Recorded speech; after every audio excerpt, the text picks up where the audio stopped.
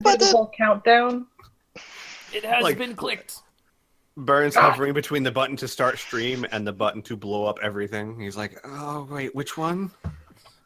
They're both red. Oh, I should have labeled these. I actually have made the mistake before because OBS has literally the stream button and the record button right next to each other. I have made the mistake of pressing one when trying to press the other. Yes. And yeah. So basically, you're saying I'm like this in the Discord chat. Oh, yeah. Did you say yes before you saw the picture? No, I saw the picture, but I hadn't read it yet. Because, like, the picture alone tells you exactly how ridiculous it is. But then you read it, and it's better. Oh, that reminds me of Ren and Stimpy's The Red Button. Oh, God. Don't push it! The shiny, tantalizing button. Okay. Anyways. Okay.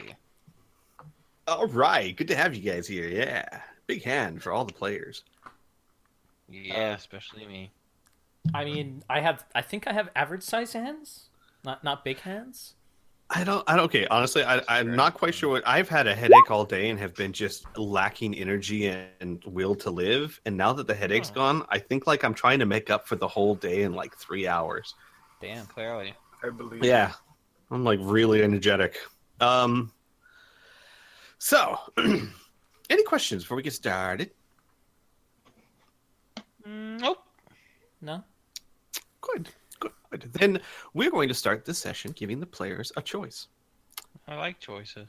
Pen and paper games are all about choices. So, for Mackenzie and Alora especially, who have not yet experienced a long sojourn through space in this campaign, whenever the party takes a lengthy voyage, I have a handy-dandy, quite extensive table that I pull up and I roll from of random things that could happen in space. And this is anything from space whales to random encounters to entire planets being destroyed. And it's just a nice way. It kind of livens up the world and the atmosphere. Normally, I would pull this chart out, table out, and let you guys roll on it and see what you get. However, in this particular case, I know that you as the players may actually be just really, really chomping at the bit to get to Sirene and see what the hell's going on. So I'm going to give you guys the choice. Would you like to roll on the table of random events, or would you like to just kind of continue on with the story? I would like story, please. Yeah, I would like story, please, too. I was about to say, if no, even one roll could change everything. Yeah, no, I would like story. That's 2. Everyone else? Oh, geez. I think there's 2 people that are jumping at the beat for the story, and I would rather not just have my, I just want to try it, have everything even. No, I just there's 2 people really want to do something. I'd rather not step on that. I will say I am looking forward to having that, but probably just not now. Well, there's always opportunities for that. You guys are, you own your own spaceship. So the truth of the matter is, if you like the table, then there's always going to be opportunities, like say maybe the trip home, depending on how things go or whatnot. So exactly. So I have no problems just continuing on for now and just kind of narratively handling the next week and a half. Are there any objections to that? No. Nope. Good. Okay. Then, so Lucas made his I was gonna say clay golem, his dough golem, 4 days into the journey. So that means that you have around a week and 3 days left. If everyone would just kind of want to quickly kind of go over what they do during that time, anything of interest or note, or any encounters or role plays you'd like to have, please let me know. Kind of unrelated. How do you spell the goddess's name? Yes. Give me one I second. have it. Oh, Unless sure. you changed the name. No, I did not. The names are exactly the same. It was just kind of. Okay, so we got Ceslios, Ceslios. We have Dyrris, which is Dyrris. She's apparently dead. Apparently. So the first one was the one that sent the priestess? Correct. Yeah. Yeah. Bringer Okay, then of that's what I wisdom. wanted. Oh, Yeah. okay. It's there's Ceslios, bringer Padam. of wisdom, Dyrris, bringer of storm, and Padam, bringer of justice. There's not being very just right now. Thank you. One would surmise. Well, I think it would be fair enough to say that Isaac would be spending a lot of time still trying to work on that project, because it is his first actual project. Sure. Like building something. I think it would take not only the trip to, but also the trip from. So most of his time will be taken doing that. He might work out in the gym because he hasn't been doing that for a while, so he's kind of getting a punch. But other than that, I think he'd just be doing those two things. Of course, I'm not going to tell Isaac what his self-image is, but those damn Atlanteans, not working out for a bit, you're not going to get a punch with your metabolism at your age.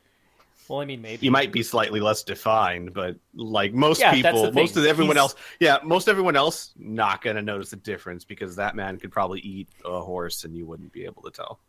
Nom, horse, nom. Like, you can't Crazy see his six-pack as well anymore. So they're a fun race. The book literally says, like, when you look at the race description, they're kind of superhuman. No. It straight up says they are superhuman. Yeah, well, yeah. They were the first humans. But yes. Yeah. Okay, but still. So Isaac, that doesn't mean that Isaac doesn't notice what other people don't. I'm sure we all notice things about our body that others don't. So he spends a bit more time in the gym and working on his backpack of epic proportions. Okay. Yes. Well, Heart's not there, so basically her engine room workshop is available to you to be used at your leisure. Well, after Lucas is done. And there's the armory as well, so you can take your pick. Heck, you could even do it in your room if you want, I suppose. Okay, what is everyone else doing? So a week and 3 days. Well, I know Lucas would probably finish off one of his other spells he was working on before all of these shenanigans. Okay. Perfect. And is it generally the same process? Lots of crowns and drawing and head scratching? With this one, he's actually not drawing on these, surprisingly. Interesting. Okay. He has a crayon. He's like every once in a while having it like hover towards the paper and then just kind of pulls away a bit. Makes sense. Xavier, besides piloting, what you doing? Which piloting honestly is a very easy job on these kind of trips. Honestly, I don't have anything special in mind. Okay, sure. Kid, Anna? I don't really have anything special either. Perfectly fine. I will say that that Lucas might be shut away in his room for a good majority of the journey, but ACU is going to be going around. Oh boy. All right. Well, we don't have to roleplay it, but you can tell everyone the general personality they would glean from ACU. ACU. Oh yeah, ACU. Over the next week. Generally, he would just kind of poke his head into most rooms and areas and things like that, and try to strike up any particular conversation whatsoever. He likes to theorize a lot from what he generally says. Depends on how much you interact with him. Will depend on everything else that he does. I see. Other than that, he would most likely already be at the kitchen during breakfast, lunch, and dinner, already cooking up something. And you guys do know that he is actually really skilled. He takes your space packets and turns them into, well, I wouldn't say gourmet meals exactly, but about the best you could possibly get out of those. Well, Neat. that's fantastic. Okay. We have a chef. Kid, what about you? All right. So a couple of things would happen. One, when kid spotted Isaac working out, and there's an area for that, correct? It's not just like the armory it's the gym right there because I'm blind. Anyways, yeah, they would kind of like come in and like observe him for a little bit, just kind of like, what are you doing? Well, for the most part, what he's doing is push-ups, sit-ups, squats, all of that good stuff. And he is practicing his fighting technique. Now, I'm saying fighting technique because he's not actually throwing punches. He hits the wall with his open palm and just does that repeatedly.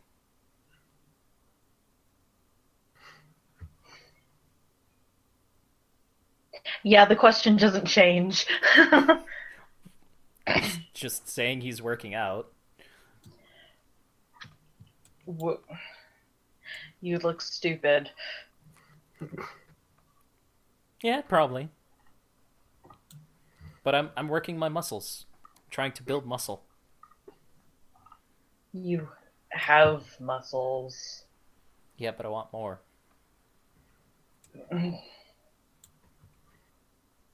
Okay.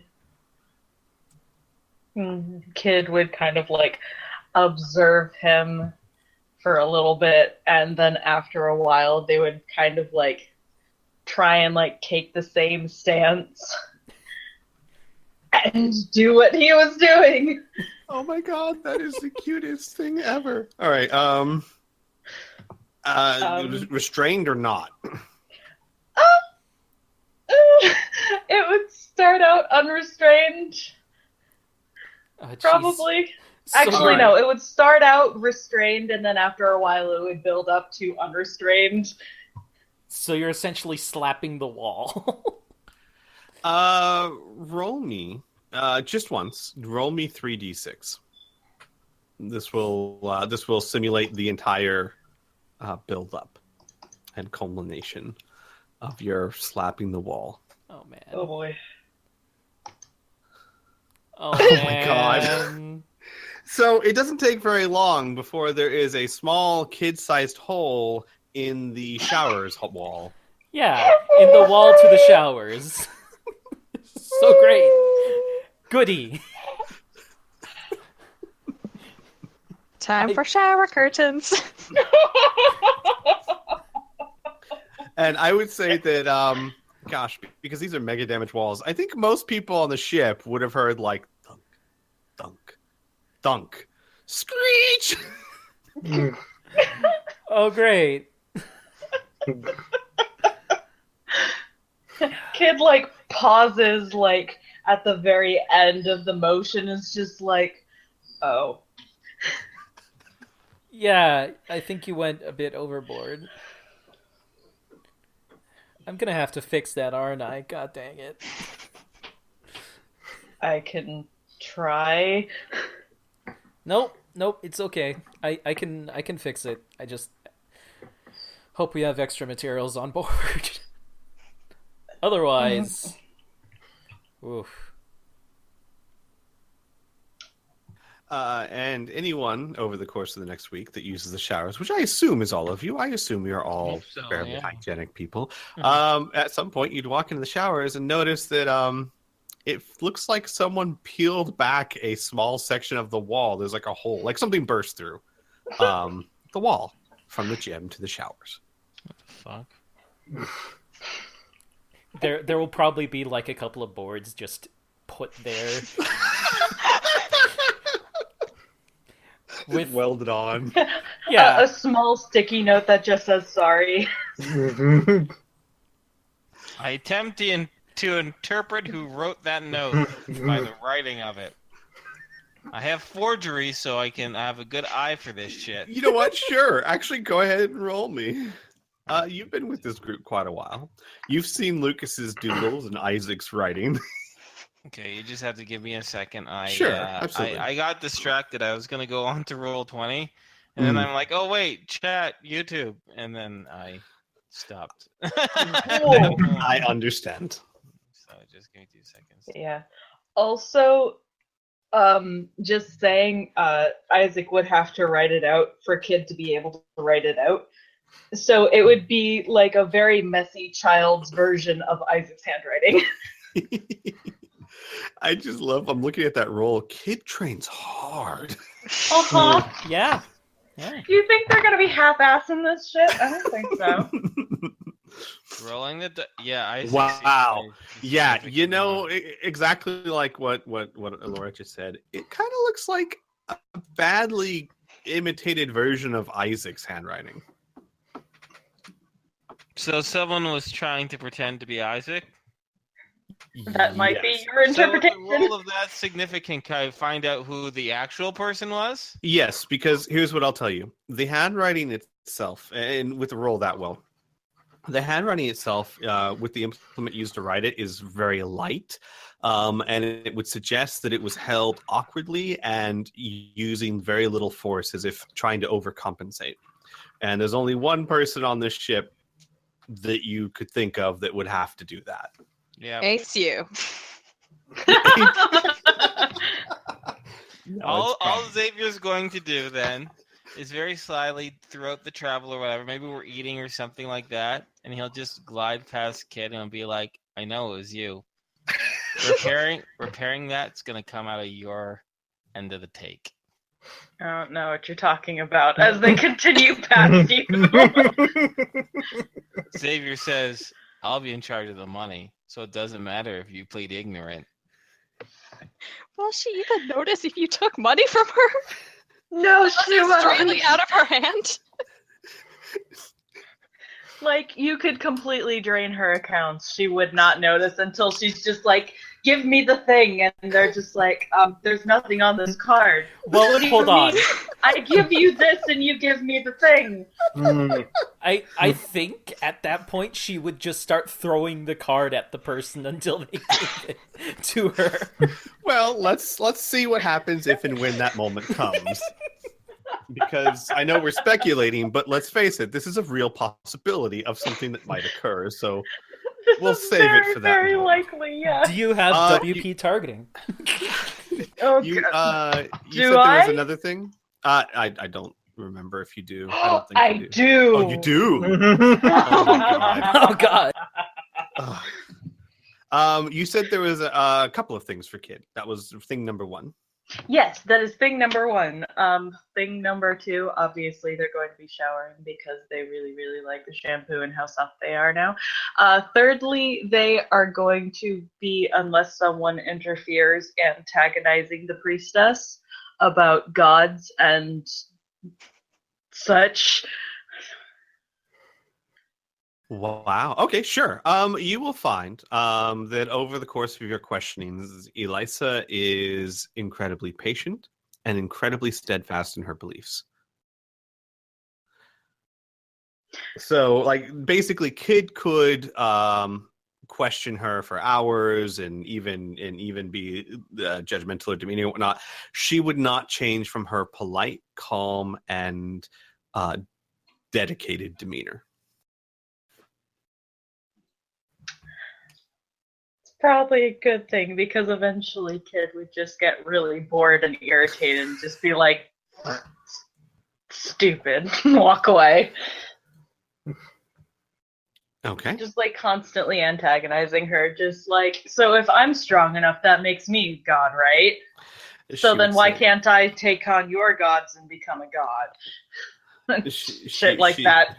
She would say, I noticed a hole in the shower, and you seem to be a very strong person, but I don't know I- about that. Oh, well, my point is, while I have not seen what you're capable of, I have seen what my gods are capable of, and they far outstrip anyone I've ever met before. But you are related to them. You are disciples of the chosen ones. I'm So, not. oh, well then forgive me for misunderstanding. What's a disciple? A follower of the chosen ones. Who's that? Oh my god. Ah, She would say, "You're the," and actually, she would know your name. She would have asked your names by now. So she would say, "The Thedo, the disfigured one." Actually, what name would Xavier have actually given her as far as what he is now? Xavier. Xavier. she doesn't know I'm Lucas, Thedo. Right. No. Right. But I was curious if you gave her Xavier or some other. Yeah, guess. that's true. I do have a million names like Phil Buckley or yeah. No, Xavier, because it'll be way too confusing for everyone to be like, hey, like I'm gonna be telling them to refer to me as Thedo. I don't want to confuse them any further when I'm me, for lack of a better word. Right. Does Makes that make sense? Yeah. Yeah. She would just say Xavier, Lucas, and Isaac, and Thedo the disfigured. I don't know that one. I see. But I guess I technically follow that. Can a disciple be a god? I do not know. I've never been asked that question before. I would think that Ceslios would smile at a question like that and say that it would be folly to assume that a god is above a disciple. So perhaps. Well, then why do you follow them if they aren't above you? Because I hope to one day have the same wisdom that she does.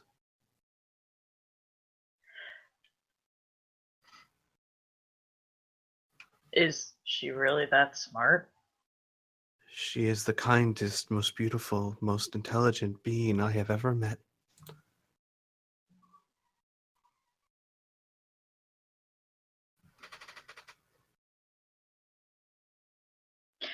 Kid frowns and looks very thoughtful. And then eventually just kind of shakes their head and looks at her and goes, "You're weird," and walks away. She doesn't respond as you walk away.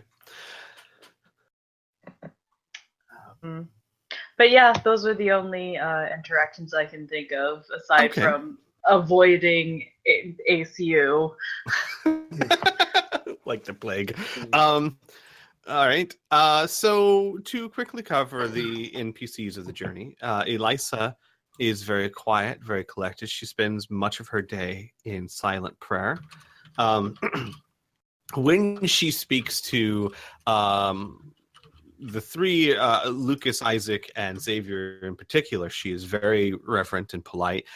She is almost as polite when speaking to anyone else. She is very calm, patient, and compassionate with pretty much everything she does. She also stays out of the way. Cyber 6 spends a very large amount of time talking with Elisa, getting to know her people, her views on the gods that his new friends have created. And he seems to handle it all with mild bemusement, as if he finds it all just interesting and kind of funny. And Sarah spends much of her time studying.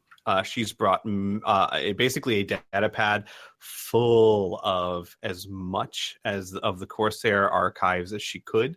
She spends most of the week studying what little information there is on beings that would be considered godlike or pantheon or deities. So that's it for the NPCs. So The rest of the week goes by fairly calmly and quietly, especially given the type of space travels you've had in the past. This one is strangely peaceful. You do know that at least back in your old where you're from, the Sirene was way out in the boondocks, incredibly out in the boondocks, especially even from Center, which Zebron is far further from the center of the galaxy than Center is. You would find Sarah could let you know that even in this time, 500 years in the future, while many more of the star systems have been mapped and many more races have been kind of brought into the fold that were not discovered yet back in your time, this area is still considered largely unexplored and undeveloped. Exciting. So when you're getting close to Sirene, when you're about a day away, for the first time ever, Elisa actually requests an audience with all of you. Okay. How many I'm sure we days? can find time. 1 day away.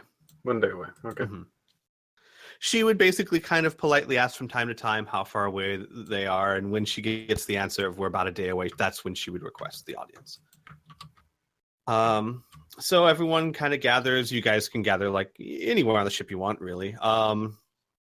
But she would ask everyone to come, and when you have all gathered, she would begin. She would say, "Honored chosen ones, I feel it is time to consider your thoughts on approaching this situation. As I briefly mentioned before, Padam has complete control of anything that enters or leaves Sirene, and we are forbidden from traveling outside. I had to be smuggled out on the one ship that is allowed to enter and leave the planet." Xavier pauses and says, "What kind of ship is that?" It is a large transport ship of, I do not know if you would know the design. It was created on Sirene. It is the only space-worthy ship that we have ever made, to my understanding. Its purpose is to serve Padam in all things, to bring in the few luxuries and necessities that the planet cannot make on its own, and it is highly controlled by Padam himself. It resides in the Golden Palace.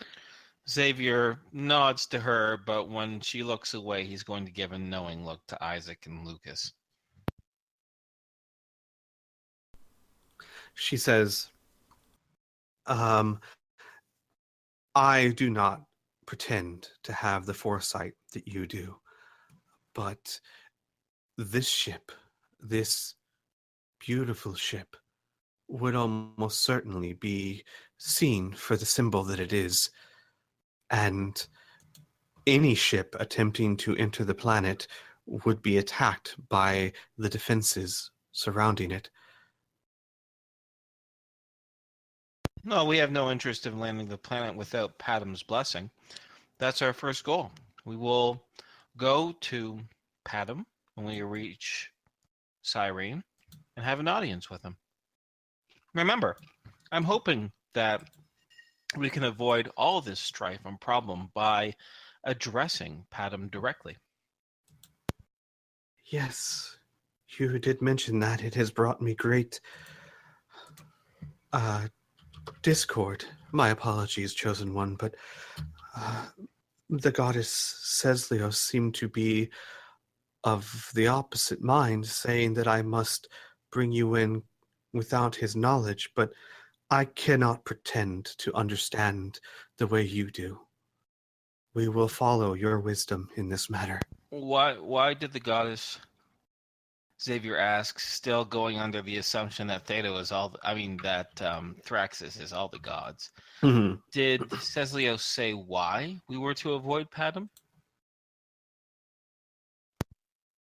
She hesitates for a moment and she says, Ceslios was unable to give a precise answer, merely that she feared Padam would never let you see her or get close enough to her to help her escape. But not because he would pose us any great danger, just that he would not help us accomplish our goal. She told me that he would never kill the Chosen Ones, that they are too important to him. Indeed. So then, at the very least, Xavier says coolly, we will hide you so he doesn't know that the priestess of Sirene is around, but we will have a private audience with Padam and speak. If the words mean nothing, then we have lost nothing. But there is much potential to be gained with a nice, frank discussion, especially now that you have assured us that Padam has no interest in harming us, as he should not. She nods. Kid, you have a plus sign? Kid would speak up after a bit and say, you keep saying that he's not going to hurt the chosen ones, but what about us? And they gesture to themselves and Anna and Cyber 6. Elisa bows her head and she says, I apologize, disciple, but Ceslios did not speak of you. If she knew of you, she did not mention it. I do not know what Padam would do.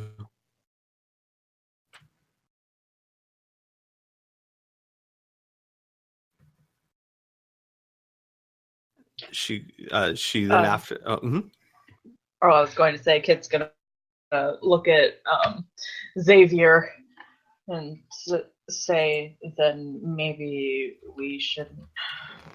And then they're going to stop and shake their head and say, no, you're not going there alone.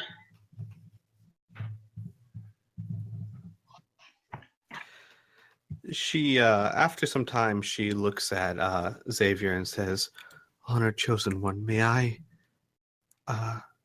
suggest something humbly?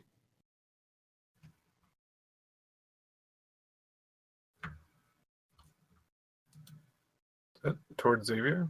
Well, towards the three of you, but she's been turning to Xavier only because he's been the one speaking. Okay.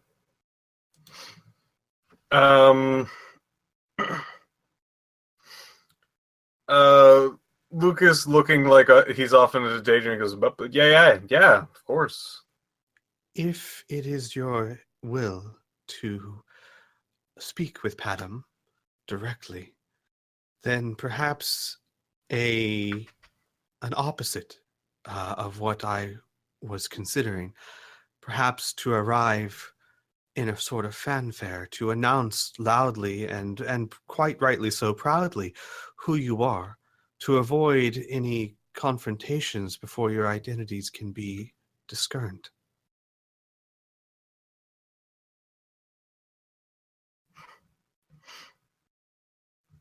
Oh boy.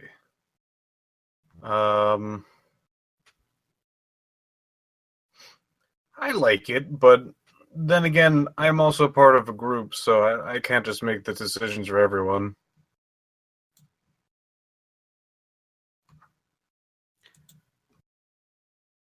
She would just look at the others patiently. Isaac will shrug.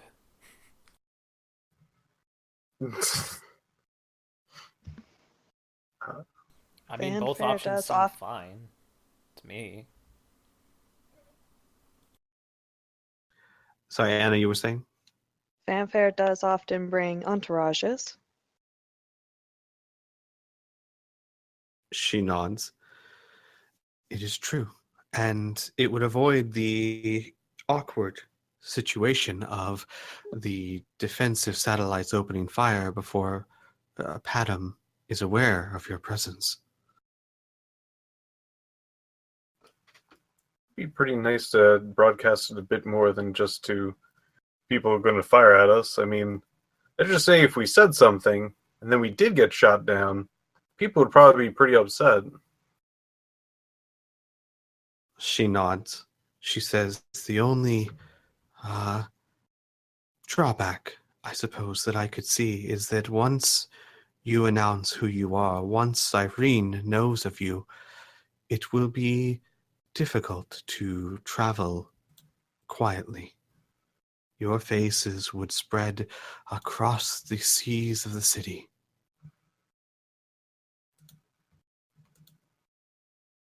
Hmm.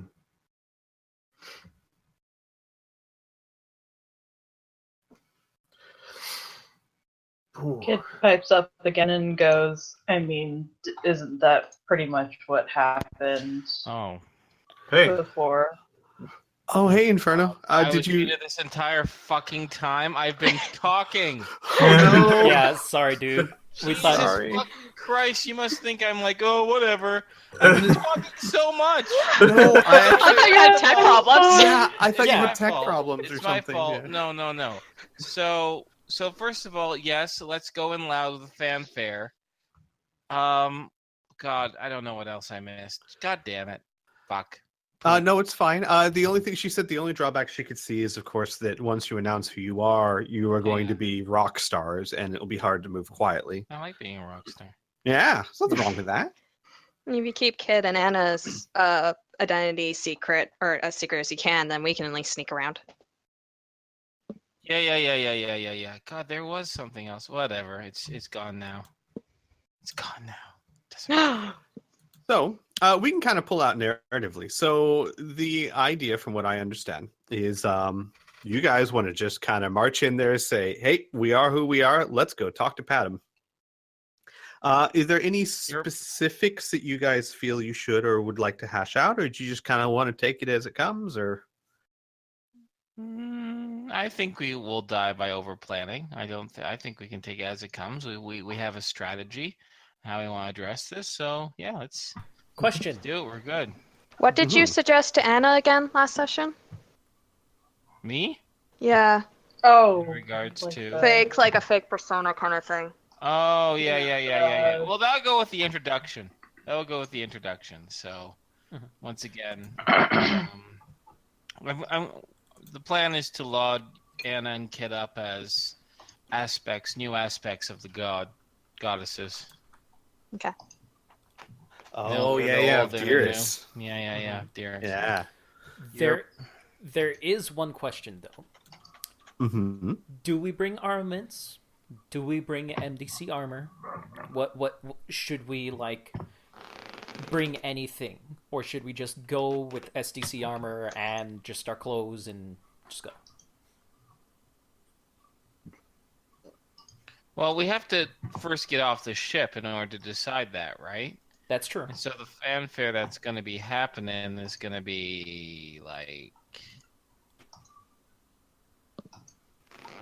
on the ship, right? Mm-hmm. We have to approach via the ship, so let's not worry about what we're going to be wearing until we make sure we don't get our asses blasted. Okay. I do then have just one question, so I as a GM can know. If you guys do choose to go with the new aspects of Dearest, would you be doing this before or after seeking an audience? After. Well, listen, here's what I'm thinking. There's a really good chance absolutely all of this, is fucking goddamn Thraxis. So let's just confirm that first before we go too nuts with the god stuff. I mean, obviously we have to say we're prophets and we've arrived and all that crap, but you know what I mean? That's... Yeah, I don't know what I'm saying now. Whatever. Yeah, no. I mean, the silence typically means agreement, unless anyone disagrees. No, Sure. I definitely agree.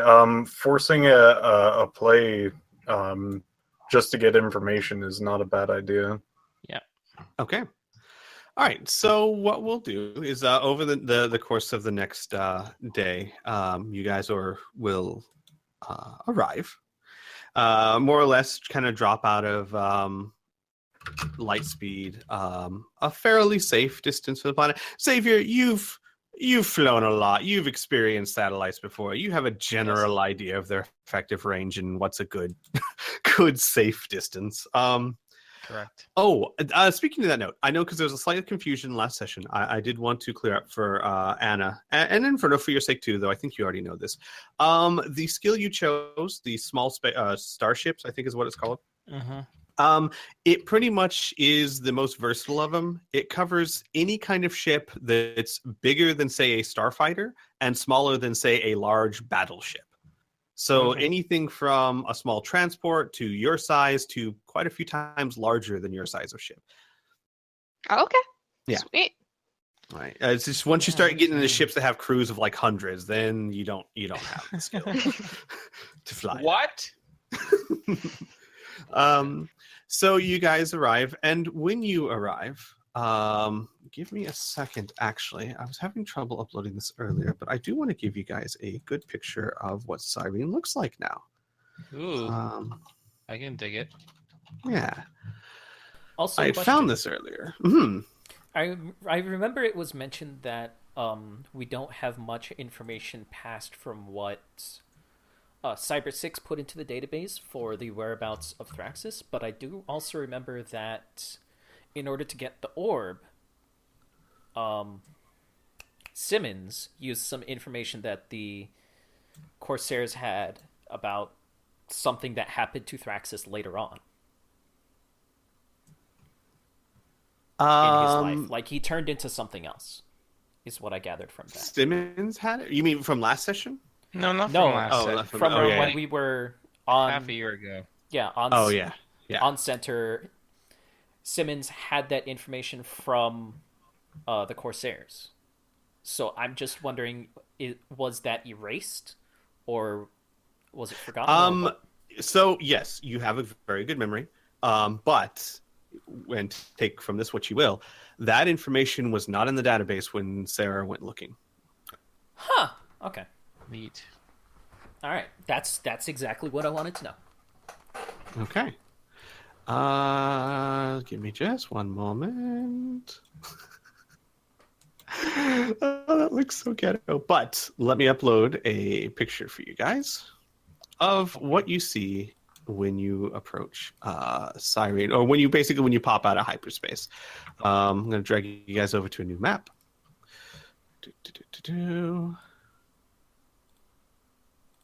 As this uploads. Sorry, I did try and get this prepared beforehand, but Roll20 was giving me slight issues. Well, I'll just start describing it, and then you'll see. You pop out, and you see the planet in the same coordinates that you were arrived at last time. However, it has changed quite a bit. When you arrived the first time on Sirene, it was a very dark planet from space. You could see several storm clouds, but you could not see much in the way of light that would be shown from, say, a civilization or major settlements. With the exception of when you did arrive on Sirene, you did see the Golden City's lights from space. It was like a shining beacon in an otherwise dark planet. When you arrive this time, things look a little different. Huh.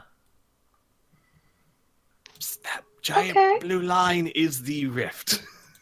Oh. Expertly drawn by yours truly. That's beautiful. Wow, that is. Thank you. That is different. And all of these orange ones are ley lines. No. No. They're like probably, who knows, they're like lights on from the ground. Yes, they look like the lights of civilization, cities. Shit. Oh man, we are going to. Oh my god, we're gonna have a great time with this. Mm-hmm. Holy.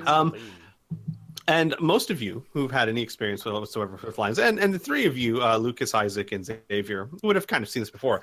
That is a huge ley line to be seen it like that from this distance. Mm-hmm. But you three in particular would have already known this because you would have seen it once it was released. But for Kid and Anna and the other NPCs, Cyber 6 would even see it and whistle. He'd be, haven't seen a ley line that big since, well, the Eye of Zebron.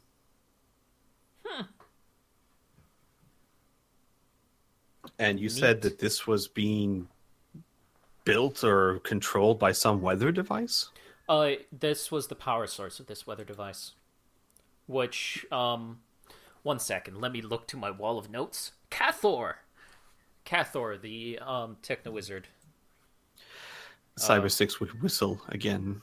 Yeah, he built a weather device because the place had little to no water and was essentially a desert planet, and then he built this weather device to try and stimulate the weather and all of that, but he stimulated it too much, causing massive storms. Yeah. You hear from behind you, Sarah go, Cathor. Says here, famous techno wizard, a genius of his time, but died mysteriously at a young age. There's no record of what happened to him. We found his tomb here. That's why we have that gem in our engine. That was one of his best creations. It's what also let me, by just touching it, let me look into technology and all of that. Hart called it something like... One second. Telemechanics. Like Sarah's jaw just kind of like drops and she goes, "You have an artifact from Cathor?" Yes, it's in the ship. It's in the engine. You don't? She like closes her jaw and like taps a few things on the keypad and she says, "There are currently 6 artifacts of Cathor in the known Corsair galaxy." And she'll flip it around. "This is what the only one that's ever sold is going for." There's like 8 zeros behind that number. Is that item a sword? She shakes her head. She goes, "No, Okay. not a sword. It's actually swords. Rune swords specifically. She looks back. Huh. Well, wouldn't you know? Hey, your friend, Talavak was his name? Yeah. Mm-hmm. Yeah, there was no mention of him. I looked a while ago, but now that you bring up a sword, an artifact of Cathor, there was someone wielding that a few years after we left that made quite an impression. Yeah. But Rapture. no word whatsoever as to what happened to the sword. Yeah. That was another one of Cathor's relics. Rapture. Huh. So you don't by chance have a way of getting that one either, do you? No, 'Cause nor we do I could want buy to. like 6 of these ships. That's Talavak's. Yeah. Just saying. Televac is 500 years that away. Yeah. She nods and like buries her nose back in the data pad. So Elisa would go to the viewport and she'd say, "There it is. It must look different than what you remember. Much. What was it like?" A lot of sand. Yeah, a lot of sand. A lot of Storms. The Palladians, yeah. God, I'm not muted, am I? No. Okay. No, you're there. Yeah. Well, that was the most amazing thing too. Is when I talk, people wouldn't say anything. So I'm like, "What is going on?" Whoa. Synergy. We're just like that connected. Yeah. Clearly. She would say, "Palladians. Hold up. It must have been." Elora has something. She has a plus sign. Oh, yes, kid. No, keep going. That's okay. Oh, okay. Sorry. She would say, "Palladians. It must have been so marvelous to exist when they did." No! Hell no! They're monsters. They were horrible. They were holy beasts. Oh, yes. Xavier says, forgetting who the fuck he's talking to. You have to apologize. Do you know the word awesome? No, but Okay, but let me just give you a brief explanation of the way we speak, which is different than the folks over in Sirene. Xavier gives a confident smile. Awesome, for example, could mean one of two things. Awesome, which was slightly good, slightly fun, slightly interesting, or awesome, like you are filled with awe. So when we say the Palladians were horrible, you might interpret it as something that is significantly negative. But when we say horrible, we mean something so powerful, so great, it shakes you to your very soul. hence horrible. I see. So, God damn, I'm fucking good. so she says, so in your language, to call something a monster is a form of reference? Xavier gives a bit of a smile. It's a little bit more complicated than that. Unfortunately, I don't have enough time right now due to our current task to educate you on the little idiosyncrasies of our language. But yes, in a sense, it could be interpreted as that as well. I understand. All right, Xavier, Yeah. go ahead and roll me a trust check. Make it. It's gonna. Well, really, just don't roll like a 99.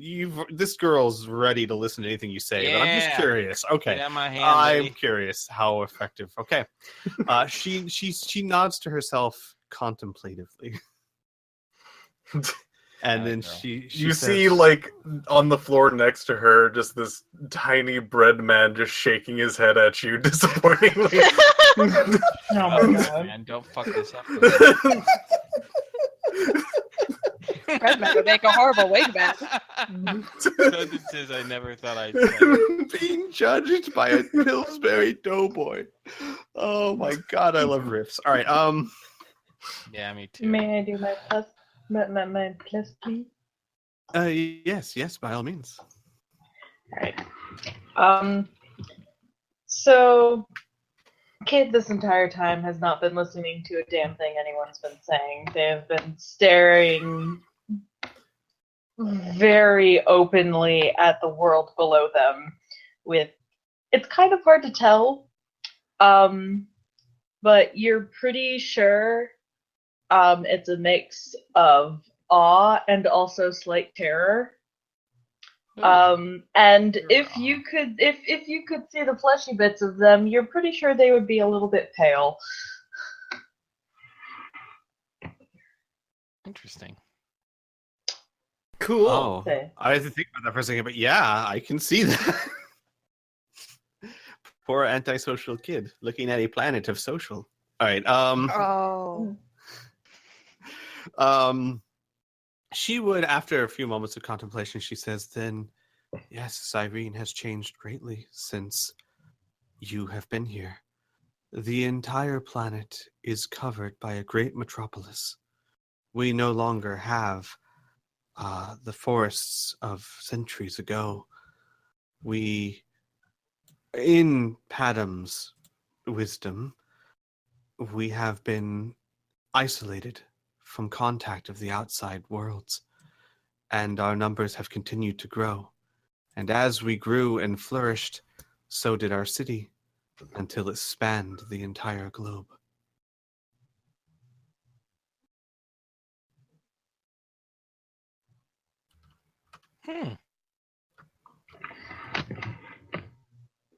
And then she's quiet for a time, and like almost wistfully, she kind of touches the window and she says, the Ladians, they are gone now. There was a great disaster 300 years ago. They rose up against their masters. The holy beasts turned violent. Padam's teachings showed that Dyrus, the betrayer, was responsible. And in his wisdom and Ceslios' benevolence, they were forced to eradicate them. She then kind of shakes her head and she says, but I go on too long. You should announce yourselves before the satellites lock on. That's The right. puppies are Bark. attacking. As Cyber 6 barks for no reason whatsoever. Number 6. Good job. I wonder, how shall we do this? Fanfare? Well, we have a really good... I think we can... Xavier will look over to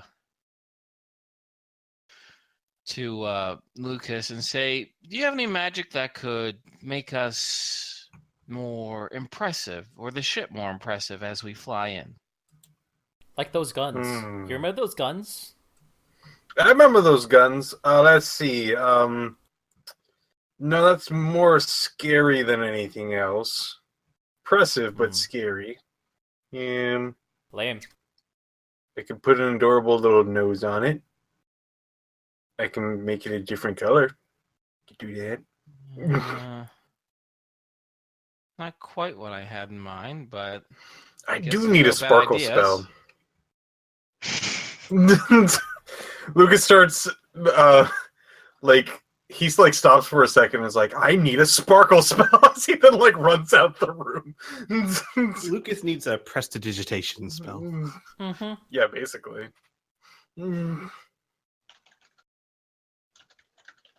So you are well within range of radio contact, though, and Elisa would offer a radio frequency. Interesting thing about radio wave technology, no matter what civilization you go to, no matter where you travel in the galaxies, the fundamentals of physics are usually the same.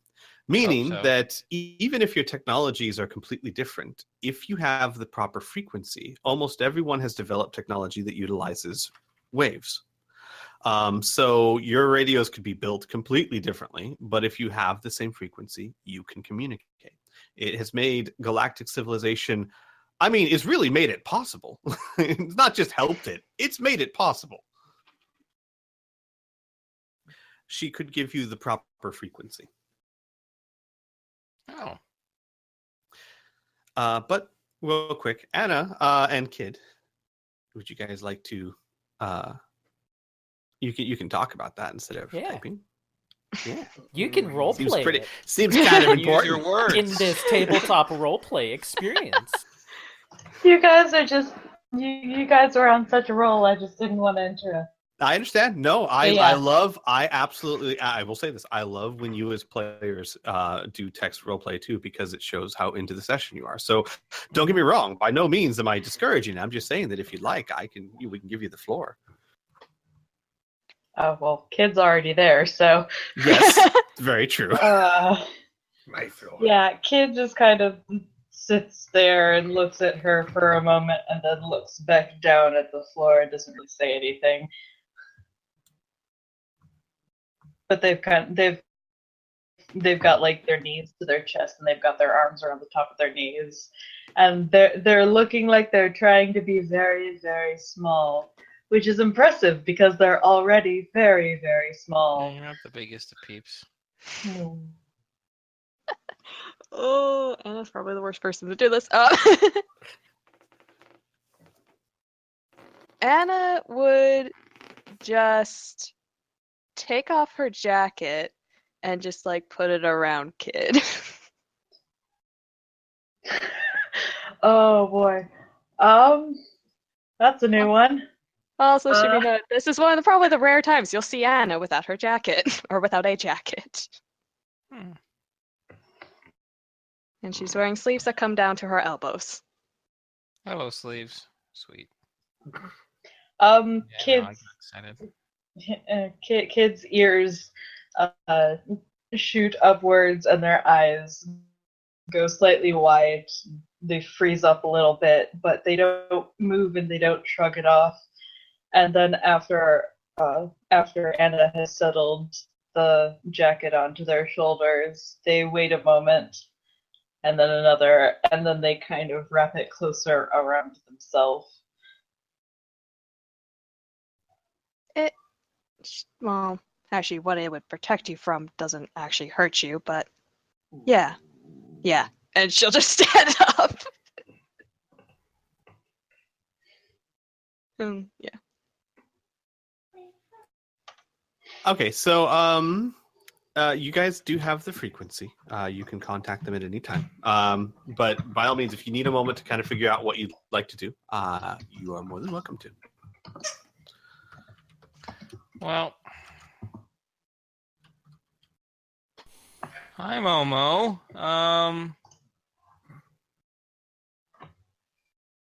Should I just? I mean, we can I just. guess I could pull something out my ass. Yeah, say something to the tune of, We are outsiders, and we wish to speak to Cecily. Oh no, I can come up with something. Okay. Great. Okay. All right. I mean, I'll make it up as we go along. It's great. This is what yeah. I meant for. This is what my character's built for. Okay, I can do this. Okay. This is specifically your style. Go for it. Yay. Pulling stuff out of Xavier's ass is kind of what Xavier's good at. Just make sure. amongst a few things. Make sure Xavier Control is working at 100% quality. Oh no, Xavier Control is here. It's all operational. Okay. Xavier says, "All right, let's get within comms range." And with that, he'll hit the communications button. Key in the I'll say- frequency.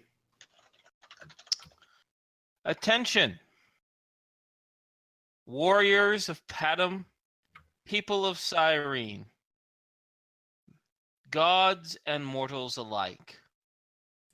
We, the harbinger of the triumvirate,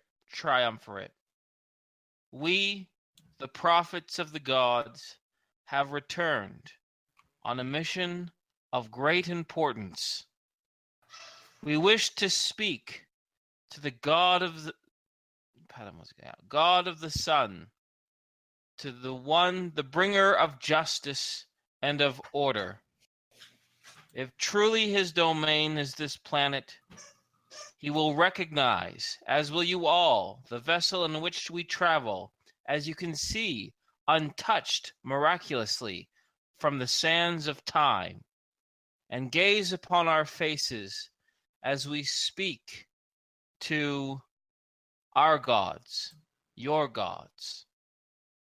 Please do not open fire, for the consequences will not be physical, but spiritual. You'll be firing upon the heart of Sirene itself. And with that, Xavier gives a bit of a smile and hangs up the communications, radio. And he'll say, "Well, I hope that worked." Lucas would have been pretty good, but I would have went with more of a little rhyme scheme, like if you open fire, your consequences will be dire. I'll have to remember that next time, Xavier says with a stoic face. Golf clap. Thank you. There is a minute or so of silence. And then the radio comes back. Give me one moment here.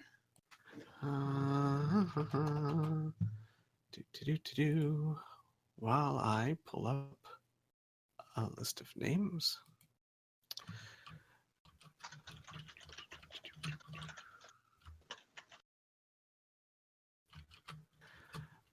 The radio turns back on, and a single voice. It sounds fairly young, female, polite, young, gets back online. Hello, I am Jerem Fjord. I am the one assigned to monitor outbound frequencies at the moment. First, let me inform you that I am the only one that heard your message.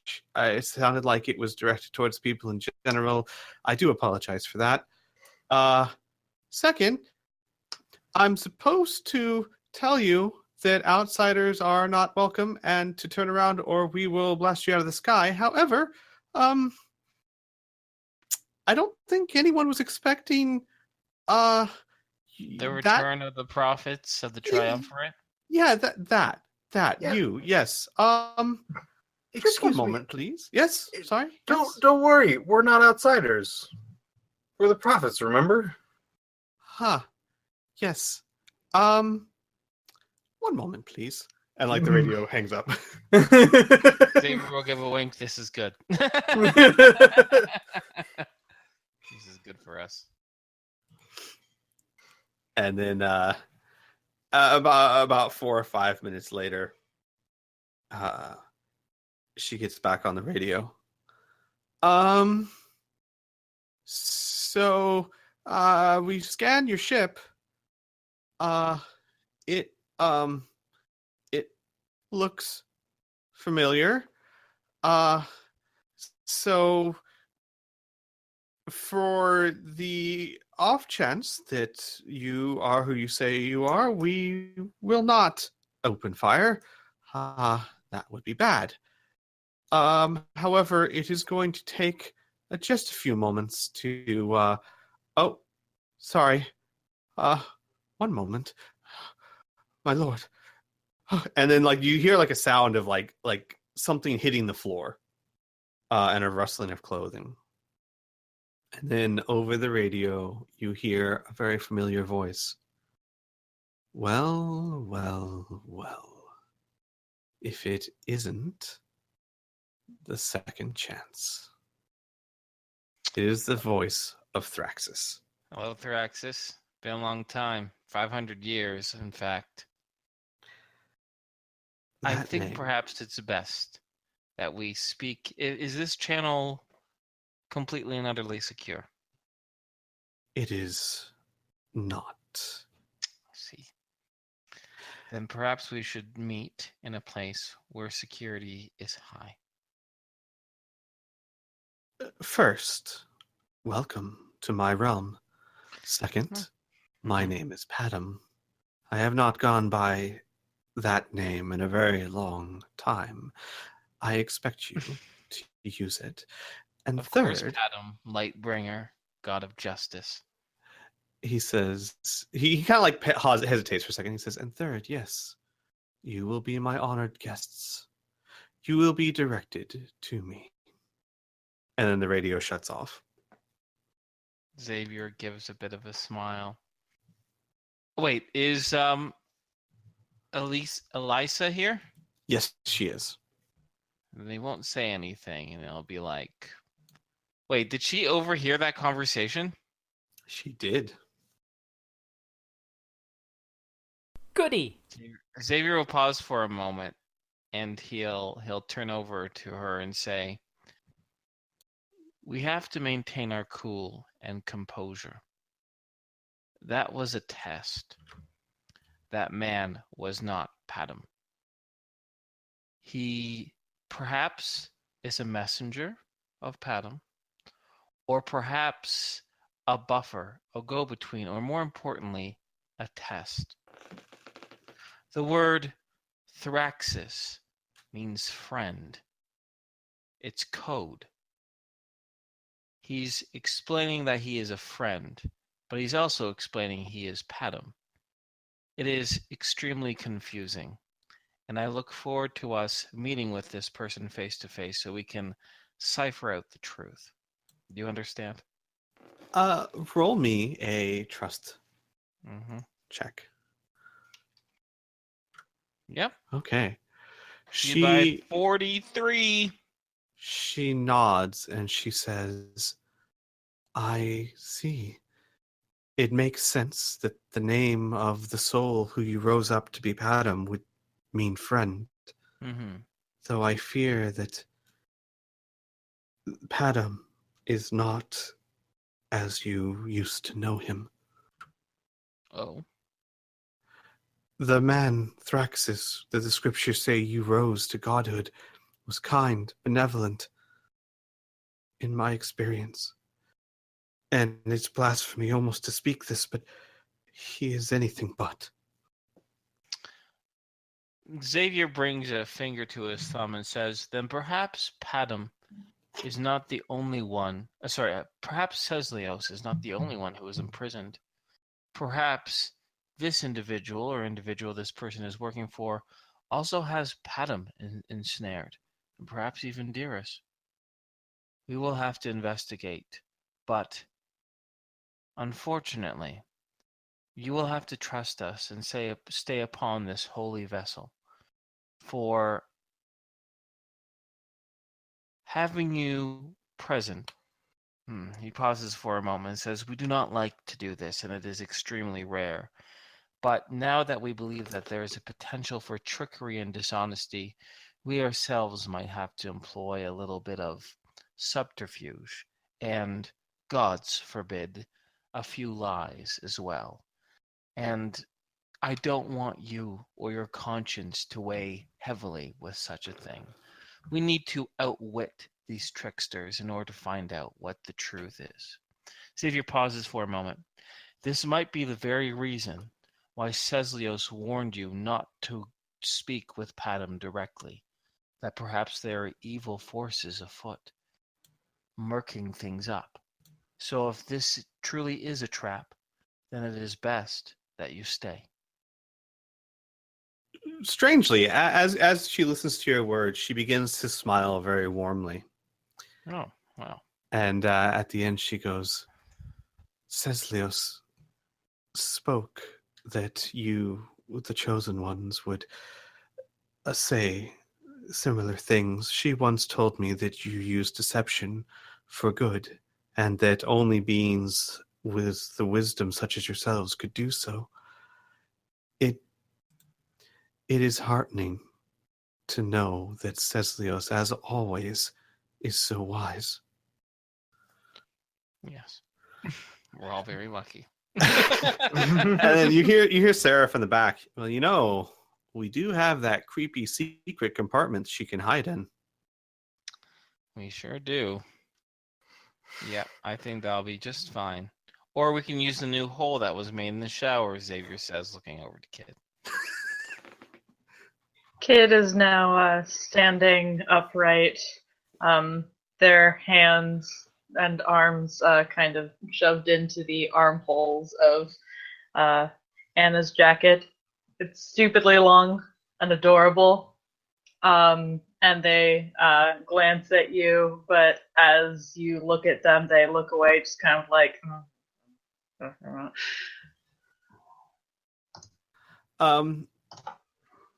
The radio then chimes back on, and again you hear the voice of Jewem.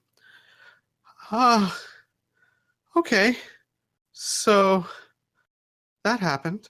Yep. Not every day you see your god walk up and use your microphone. Nope. This is a very special day. I'm going to have to Spacebook this later. No, she goes, Facebook? Jesus Christ. God damn it, Squee! No, she does not say You that. thought you could slide that in, but we heard it. She That goes, doesn't make sense, though. Why would it be called Facebook? Like, I know, for 'cause one I- planet! you just like see the social media. Oh my god, you won't believe what happened. Zomai I saw the triumphant. god. Yeah. Totes Lord used microphone. So lucky. All right. Hashtag goes- blessed. Yeah. Hashtag blessed. She goes. Well, yes, honored ones. If you would please go to these coordinates. You will be, of course, met by an honor guard and taken directly to the audience chambers of Padam, Lord of Justice. Are there any other questions that I can help you with? Maybe sites, good places to eat. Don't get many outsiders. Not sure what. There's no real protocol for the. Usually it's shoot and Just kill. Just give us clear directions and we will be fine. Right. Okay. I am sending those now. And have a pleasant return home. Thank you. We will. And with that, the radio clicks off again. And you are transmitted very specific coordinates to the very center of the largest circle right here. Which, Xavier, roll me you have a navigation skill, right? I do, but for space. That's fine, because this is a view from space, so this would count. Oh, okay. Any modifiers, any penalties, or anything like that? Yeah, We'll make do it harder by anything 10. straight. Harder by 10. Okay. Mhm. Let's see here. Typing keyboard. Mm-hmm. Roll 1d100. My goodness. D100 plus 10. Yeah. Wow. Wow, I am okay. rolling like a Yeah. Damn. freaking boss Rolling tonight, really well. baby. All right. So Tricking given the priestesses and figuring out where to go. it is The planet has changed immensely since you were here last time, but given the location of the ley line and your memory from flying here before, that is most likely where the Golden City was. Neat. I thought that in my head brain, and now I'm glad to see it's confirmed. My head brain. Yeah. Not to be confused with my mind. Wrist brain. Hey. The second, brontosauruses had brains in their hip. Their brontosauruses aren't real. They Oh, I don't- thought you said a riff's brain. No. I'm always using my wrist brain. It follows me around. All right.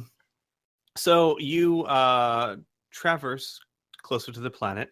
You do see, and you can kind of see in the picture there, if you look around the sides, the planet is crisscrossed with fairly advanced looking defensive satellites.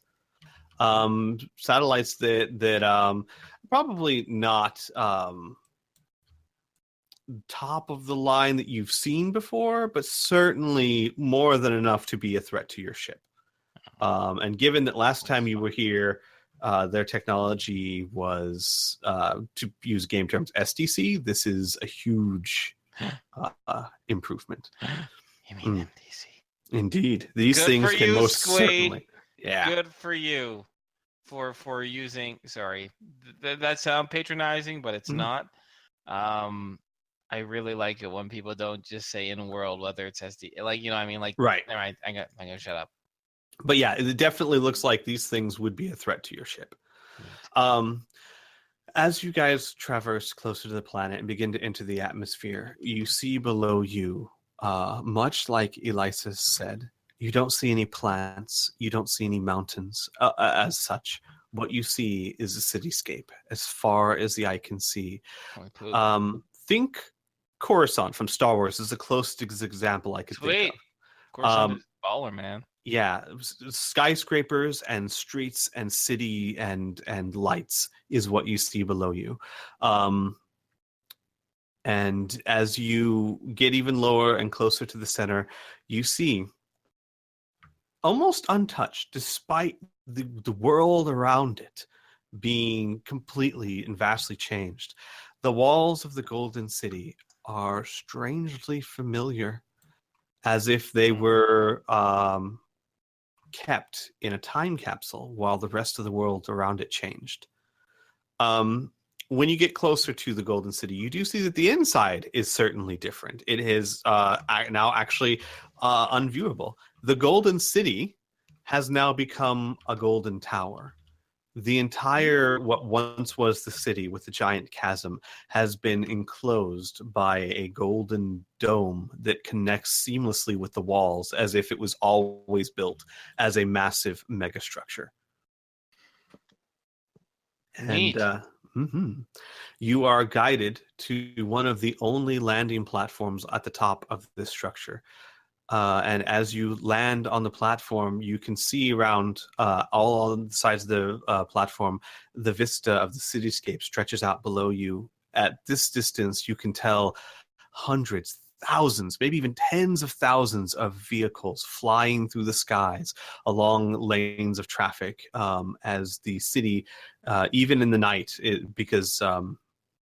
actually, I should point this out. As you land on not the night section of the city is actually in a sunset, in a twilight. And one thing that you all would have noticed as you approached, the city, the planet itself, does not appear to be rotating. You rolled such a good navigation check. I'm just going to roll this into that. It looks as if this planet has been geosynchronized with the sun, so that the same side always faces the sun. And the Golden Palace is situated right where you would get or receive a beautiful sunset. So that the Golden City itself seems to be perpetually bathed in the rays of a sunset or sunrise. Sirene definitely did not have this feature when you were here last. I gathered Neat. that. The light of the sun, the golden rays strike of rose gold strike brilliantly upon the walls of the city, making it be probably one of the most splendid sights that any of you have ever seen. Not gonna say it's the first, because who knows what your character has or hasn't seen, but the golden megaplex shining brightly in the rose gold colored sunset is quite an amazing sight. And you land on the platform, and out to meet you marches an honor guard of 12 individuals in shining gold-plated armor, reminiscent of the priests when you were here last, except this armor is fully enclosed and looks to be of a much higher make and denser quality than what you were seeing last time. They each carry weapons reminiscent of what you saw last time. The pole arms that were, for lack of a better term, a combination of like a spear and a shotgun, because they had the capability of firing shotgun rounds. They have a reminiscent design. However, the tips of them cackle with a violet energy. And they approach the back of the ship, and in perfect formation, they turn kind of an about face to face so that it's almost like a column on either side, forming a column way for you to walk through when you exit the ship. What would you guys like to do? I don't know. Just kidding. You take back off and fly away. See ya. Goodbye. Hey kid, can I have my jacket back, please? Kid kind of pouts a little bit, but begrudgingly gives it. She'll take it. Do you want another jacket from my room? No. Okay. Yeah, and I'll just put back on her jacket. I would like to note that as we are all waiting to head out, normally kids at the front, ready to burst into everything face first. This is not the case right now. They are very much at the back/middle of the party, almost hiding, but not quite. Understood. Okay. Actually, do you guys mind if we take a brief break? I killed my drink and my throat's dry. So Sure. I'll be right back. I know, right? I got a full drink when I sat down, and holy crap, I've torn through it. So give me just a moment. I'll be right back. Okay. By the way, thank you, Inferno. Hmm? You sent me a thing. Oh, yes. Okay. I'm like, I don't know. You could thank me for many other things. For being generally awesome. Gorgeous face. Yeah, I am gorgeous. Just a Right. guy. Yeah. Yeah.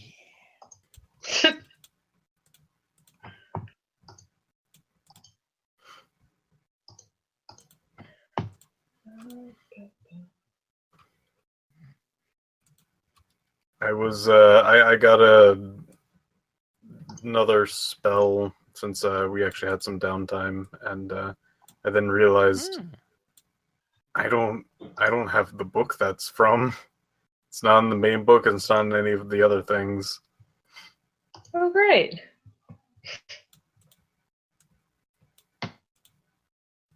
So I got that cleared up. Good stuff.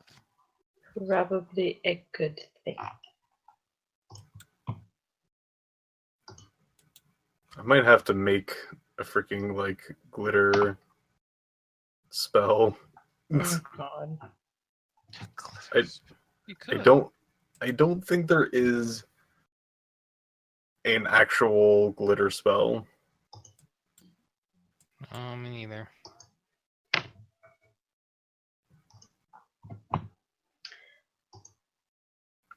Well, I So haven't really looked for any, so I wouldn't know.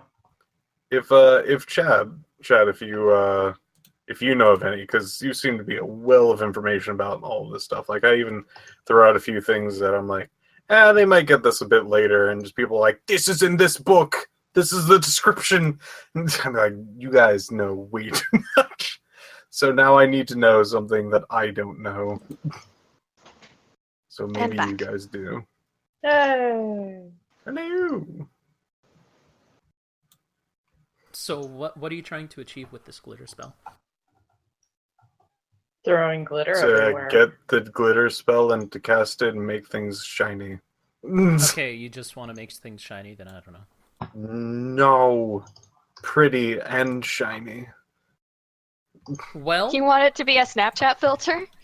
Oh god. there is a spell that I was looking at. I can't remember specifically where it is in the Book of Magic, but it's something like something aura, like charismatic aura or something like that. Oh. Modified charismatic aura. Yeah, let me try and find Probably it. try that.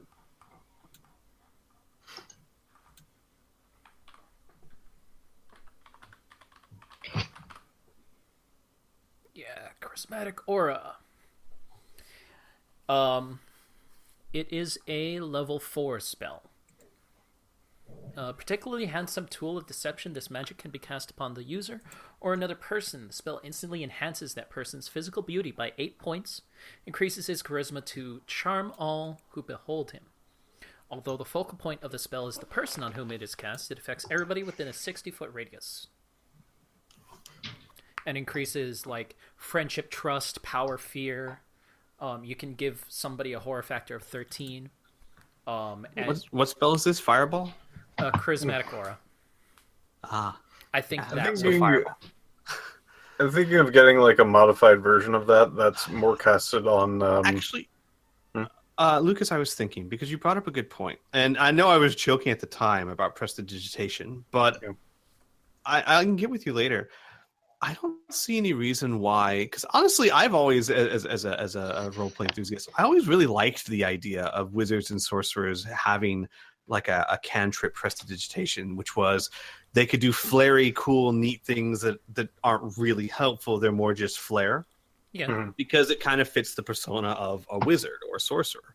I'm sure we could come up with something for Lucas, like it's a very low-cost spell that you can't really use for more practical purposes, but it's just kind of open to interpretation. It's just Lucas casting magic to be flary. You know what I mean?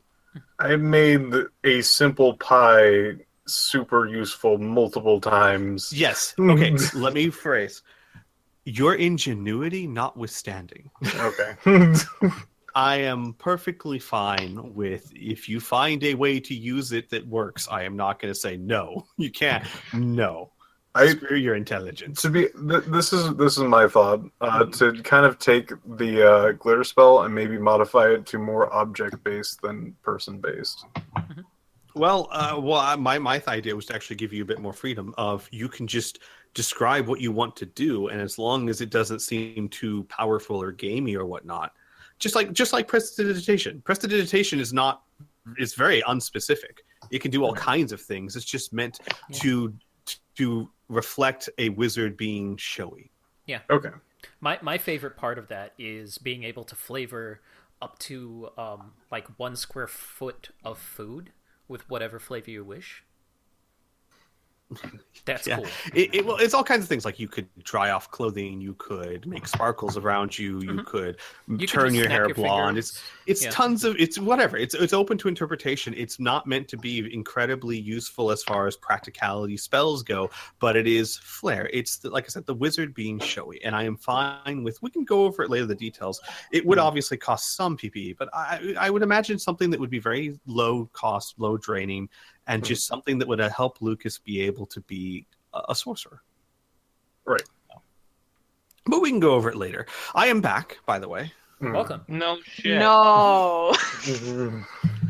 I just want to make sure it's clear that we're all on the same page. So, do you guys exit the ship into this beautiful golden world? Oh, Yeah. that's a very good thing to point out too.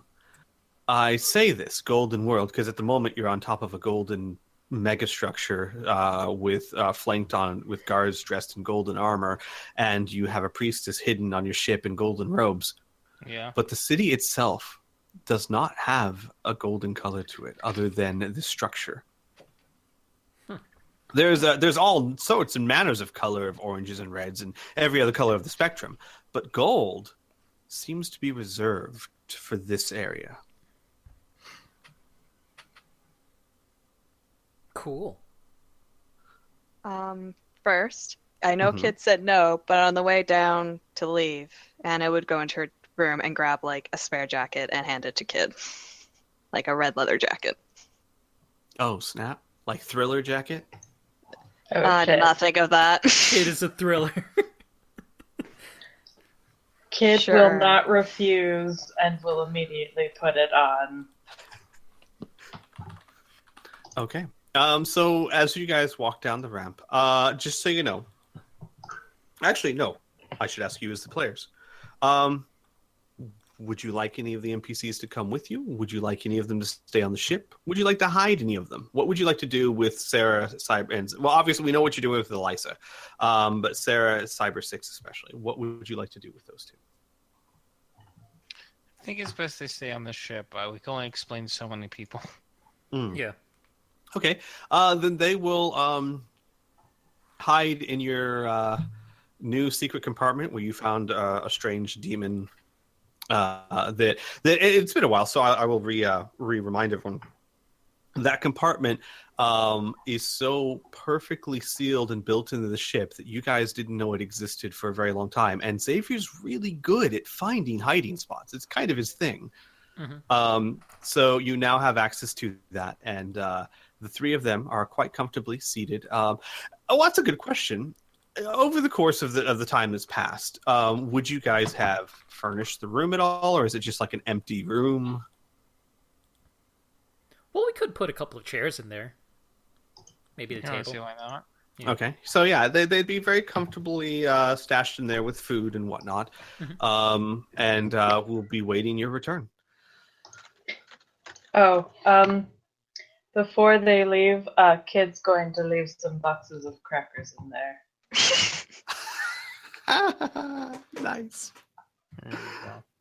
In case they get hungry. Elisa would bow deeply to Kid and say, "Thank you."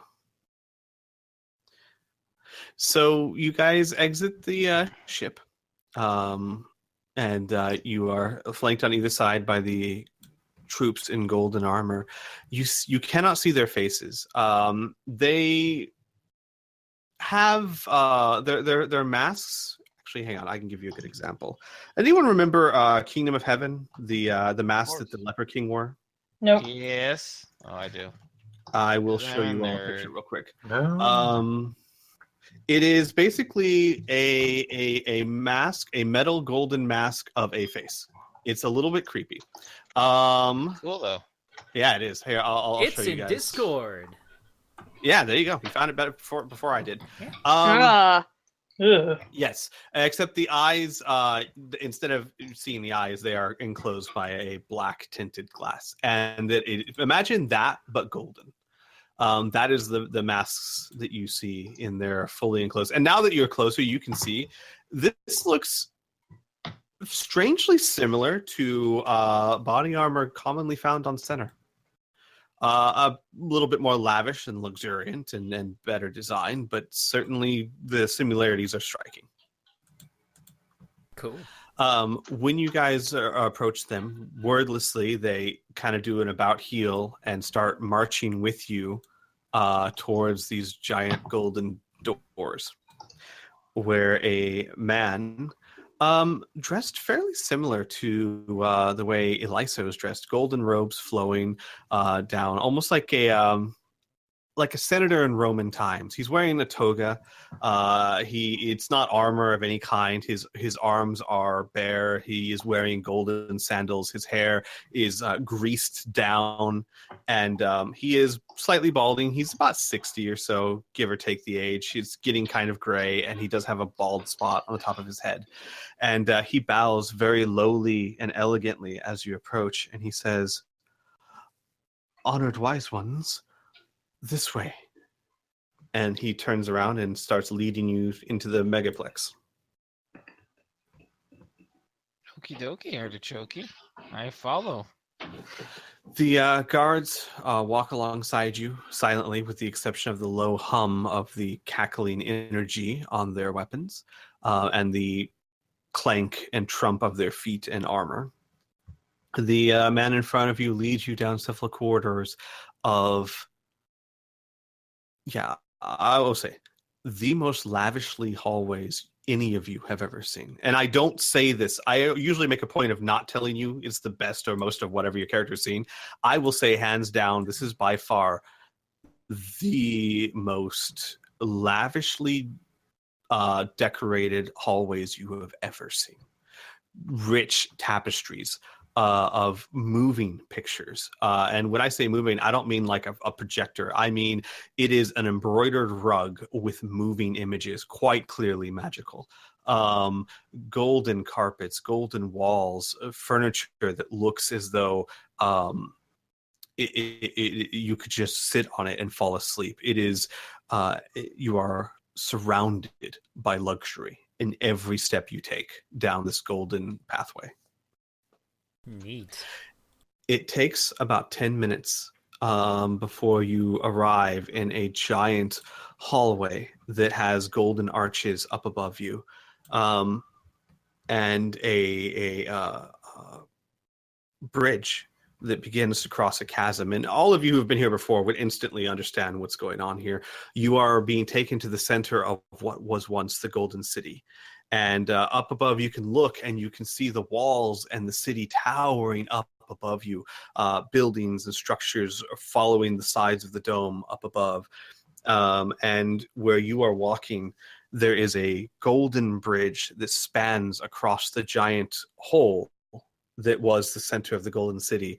And at the center of that hole now sits a golden tower that rises up from the depths.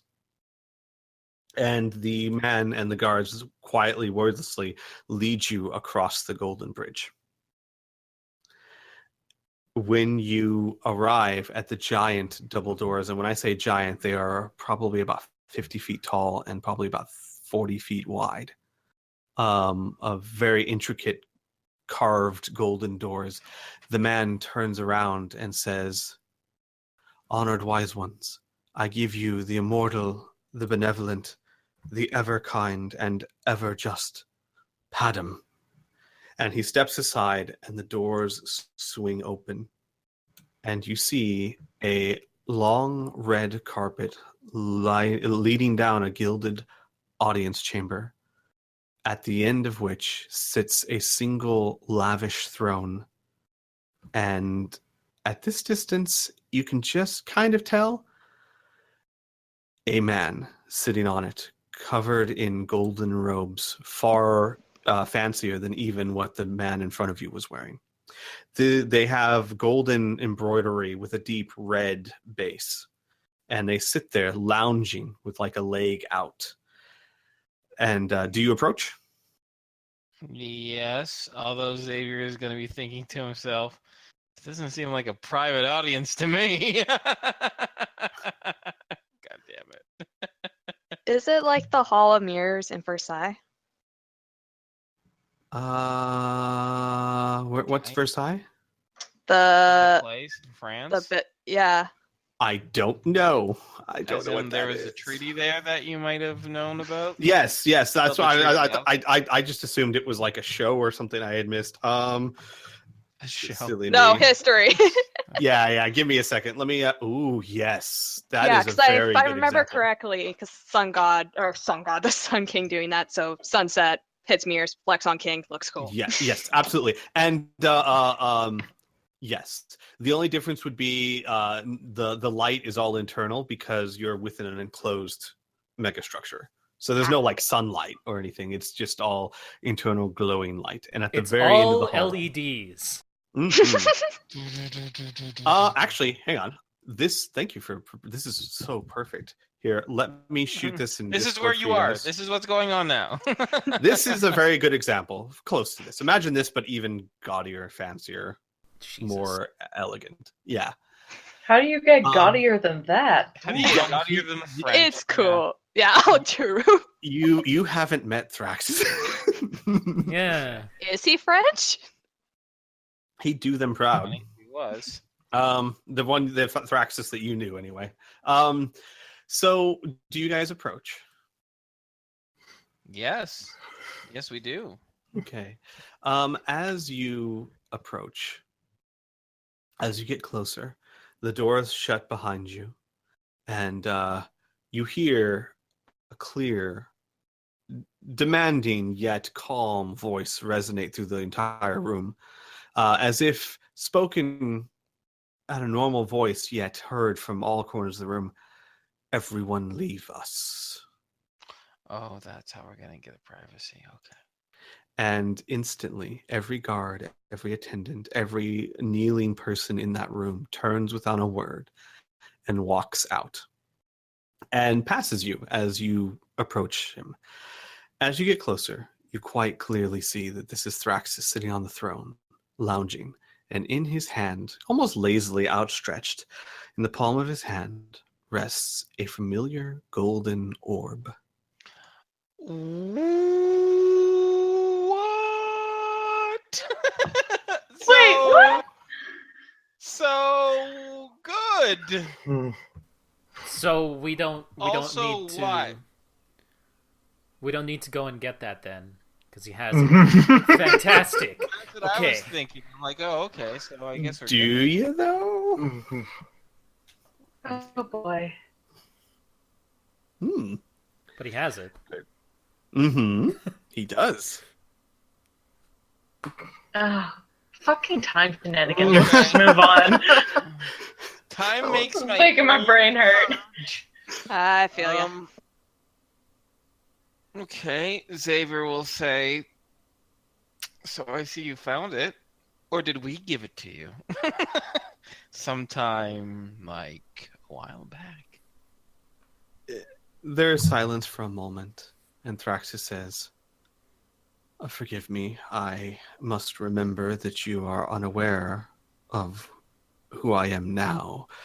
Oh, you're Padam. But yeah. He nods. He says, I will, in the interest of the past, forgive your rudeness and speak candidly with you. Okay. He stands up. Yes, you did or will return this to me, which is part of our agreement. You were nothing if not one to keep promises.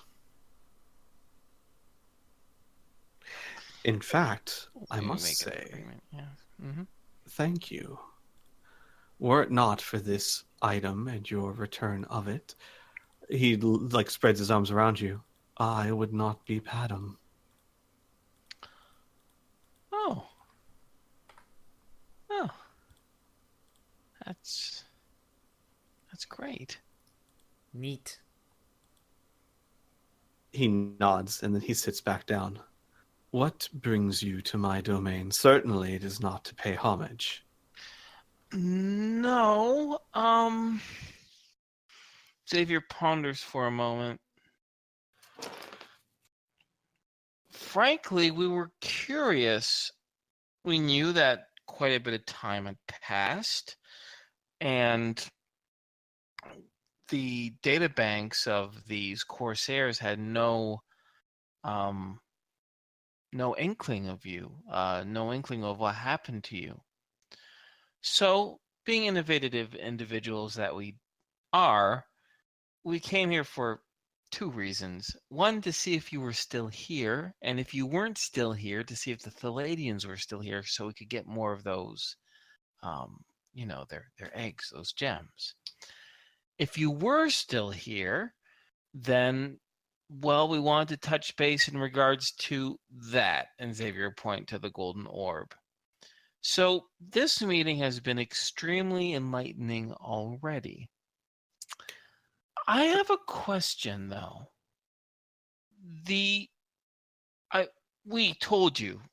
I told you about Padam, but what about the other two gods of the Triumvirate, Dyrus and Ceslios? Are you them as well? His laughter rings through the hall, and he says, "Sit. I Okay. suppose you've earned a tale." And as he says that, chairs appear behind each of you. Oh, God, Golden, he's an lavish actual chairs. god. Oh, no. Oh, no. Oh boy, a chair! Lucas sits down. It's We did this. it's very comfy. We did this. Yep. Sure did, Jimmy. We sure did. Is there anyone who does? Oh, Kid does not sit. Thraxis actually would look to Kid and then Anna, and he'd say, "Friends of yours?"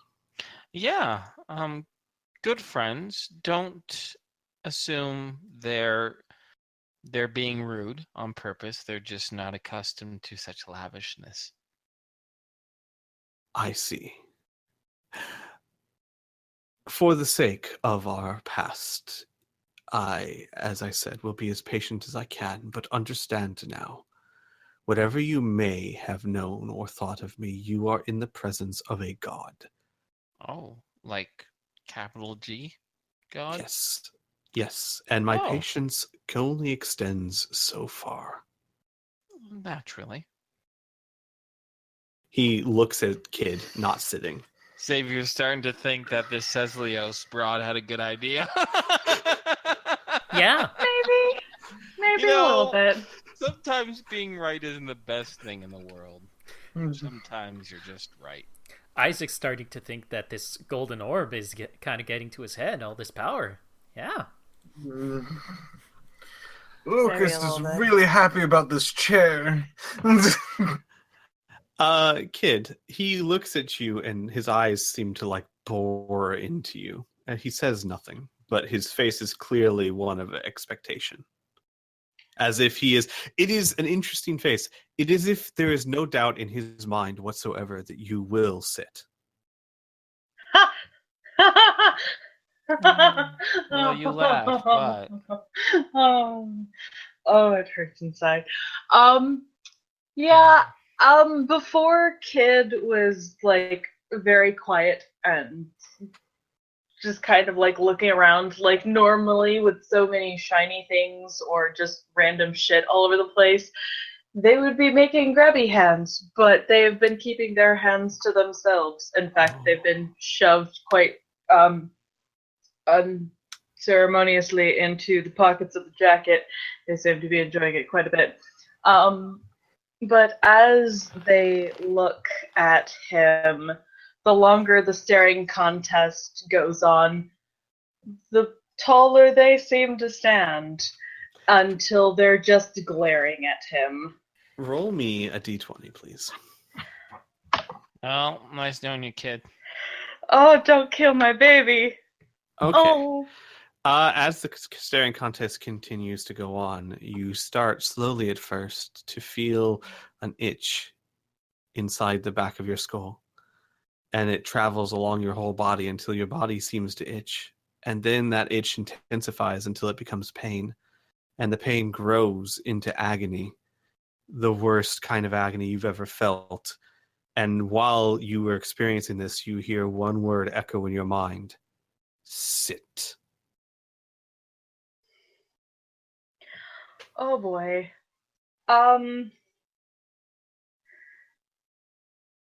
Kid's hands kind of come up to their chest and kind of like spasm and scrape at their skin, and then eventually they just scream, "Fuck off!"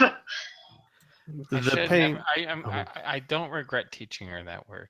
I know, right? The pain intensifies until your body, not your will, but your body fails you and Kid falls to their knees. Their legs buckle underneath them. And with that, the pain stops. And Padam says, on your knees is fine as well. I like your friend. Can Kid move at this point? You know what? Roll me a D100. Because I don't like doing things unfairly, even when you're facing a powerful entity. You're going to have to wait a bit for your legs to start working again. They have given out as if they are like asleep, like from the pain. God They are damn numb. it. Yeah. He turns back to Xavier and the other. He says, "This one has spirit. It is refreshing to see." Where were we? Yes. You were going to tell us a story? Yes, you had asked about the other gods and goddesses. Mm-hmm. Or shall I say, goddesses. Yes. You weren't very clear about the wonderful religion you started on this quaint little planet when we made that deal so long ago. But you'd be interested to hear how quickly it spread. Oh, very hopeful. Lucas thinks at the back of his mind, I'm quite sure we told him specifically. Almost positive. He continues. I'm not gonna question him. Yeah, he's not going to out loudly question him. He continues and he says, when I arrived on Sirene, the triumvirate of gods and goddesses was already well underway. The older gods had been replaced and people were starting to build shrines. I sought to capitalize on this. Having technology far above their own, and being armed with the information you did give me, I stepped in, chose sufficient seconds as Dearest and Ceslios. Unfortunately, I could not find a man that fit the bill properly, and I already had someone in my entourage that was a native here that I felt fit quite nicely as Ceslios. Besides, the gender of a god is forgotten quickly when the wonders that god can produce are shown. In time, we were accepted as the actual gods of the world, worshipped as the three triumvirate. And once I received this orb, I've noticed an interesting side effect. Do you know what this orb does? No clue. Padam. Magic, probably. He nods. You're not wrong. Even I, in my infinite wisdom, am not fully understanding of its capabilities, but it grants the user power, immense power. And when you combine that power with the devotion of hundreds of thousands, it allows you to ascend to godhood.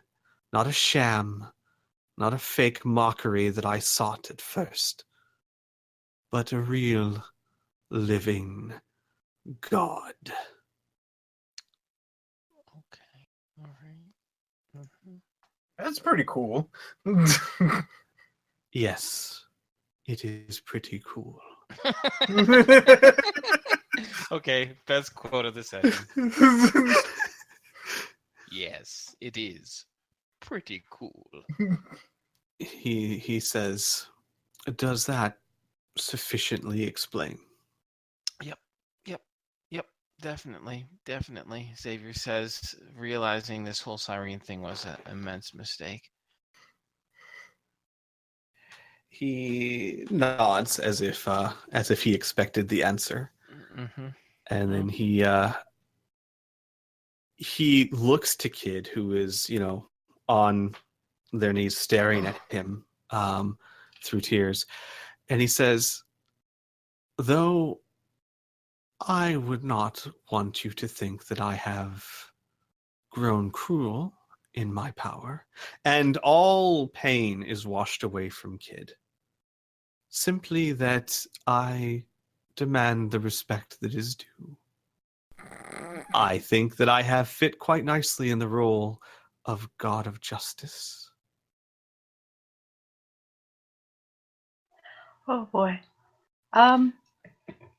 Kid growls to themselves, saying, "You're no better than mother."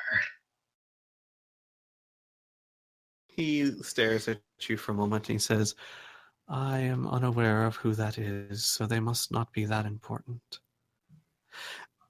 Anyway. She's as good as dead, just like you. He actually laughs.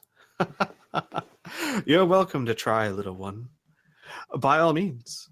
He spreads his arms wide. I won't even stop you. It's been a long time since someone's had the audacity to try. How far away from him? Oh, you're maybe like 30 feet. Now, Kid all would right. like to pick up their chair and throw it at him, please. Okay. You pick up your chair, you throw it at him. It strikes him in the face and shatters. He doesn't blink. He doesn't move. He just sits there as if he was a stone pillar, and he goes, huh. Well, that was disappointing. And then he'll look to Xavier and Lucas and Isaac and say, I do like your friend, though. I know, right?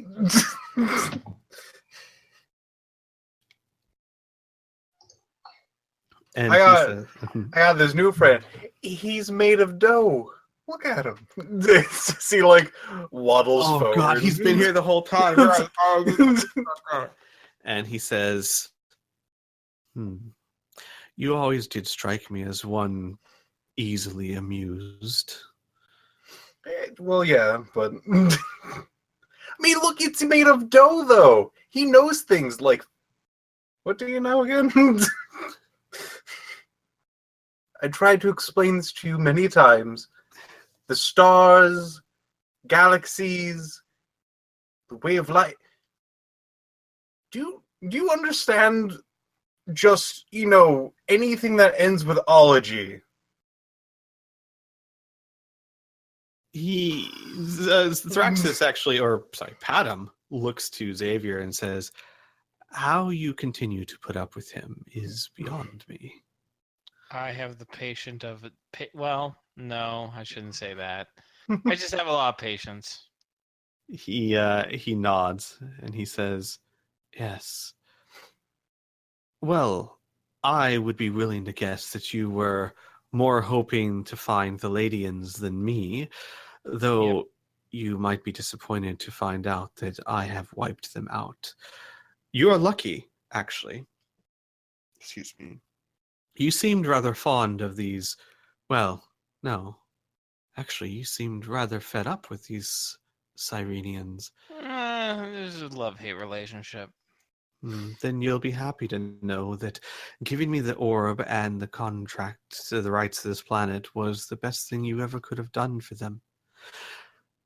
300 years ago, 200 years after I arose to this position, the Palladians turned violent and attacked. They slaughtered thousands, and were it not for me and the other two goddesses intervening, they would have wiped out the Sirenians. I am unsure what caused this disaster, but it helped cement our place as deities. But if you had not done what you did, this planet would be covered in lizards. I see. Okay, out of character, Squee. You said that Ceslios was, like, for lack of a better word, a minion or a An underling. He said they were a native from this planet. Gods? No, that was for so Ceslios, yeah. He said he still hasn't said what happened to Dearest. He hasn't. He's he has just not. implied something that him and the other gods, quote unquote. Correct. Okay. He All right. mentioned. No, I mentioned, just want to make sure. Sure. Yeah. No. He mentioned that he chose 2 people to be the other goddesses, but he hasn't mentioned anything about what's become of them. Who they are or what the Right. deal is or anything like that. Okay. I will say AC would probably pipe up and go, do they also have godly powers such as you? I'm assuming that orb is more one of a kind than 3 of a kind. They had a certain amount of power. It's certainly not equal to mine, but worship is strange. I never realized this on Center, but devotion has a certain power to it. If you could convince hundreds of thousands of people to devote their lives and souls to you. See, as Thraxis, I had millions of employees, hundreds of thousands that were loyal to me, but I can't say that I had so many that offered me worship. And that makes all the difference in the world. They, through their proximity to me and the devotion of this planet, developed powers of their own, far beyond that of a mortal. They were, and one of them still is, a goddess. They simply cannot compare to me. May we assume that the other one is no longer?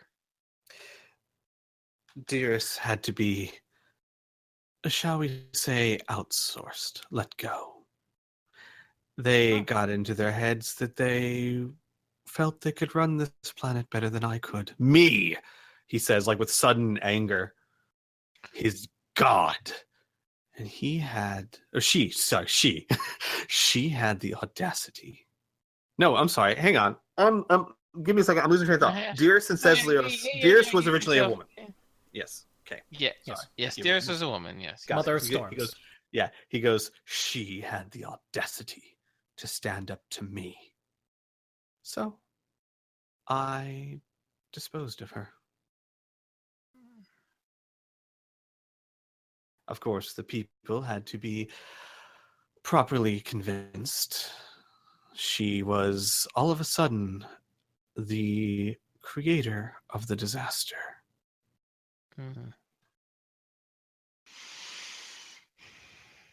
Sorry, Xavier's just feverishly trying to figure out how to get out of this. Oh, I know.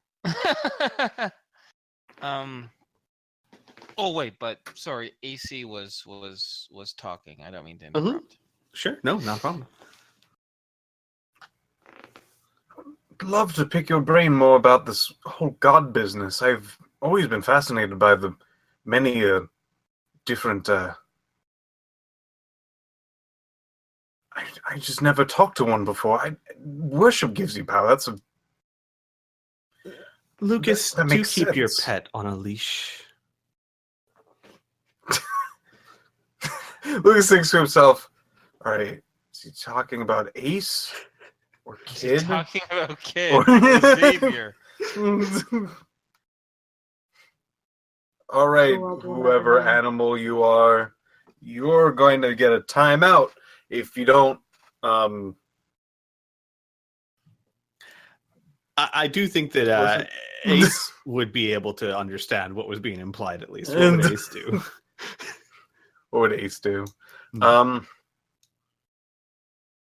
I'm sure you'll be less busy later. Keep in touch. And with that, Thraxis would look at each of you in turn. He would say, so, what do you think? Do I know how to run an enterprise or not? Yeah, you most certainly do, Xavier says. Although I am curious, perhaps you can enlighten me with your wisdom. Why do you only restrict yourself to Sirene? Why not spread out to other planets, expand your influence? I no longer have any desire of the outside. I have found my realm, and I care only for my realm. Do you ever find yourself being bored? No.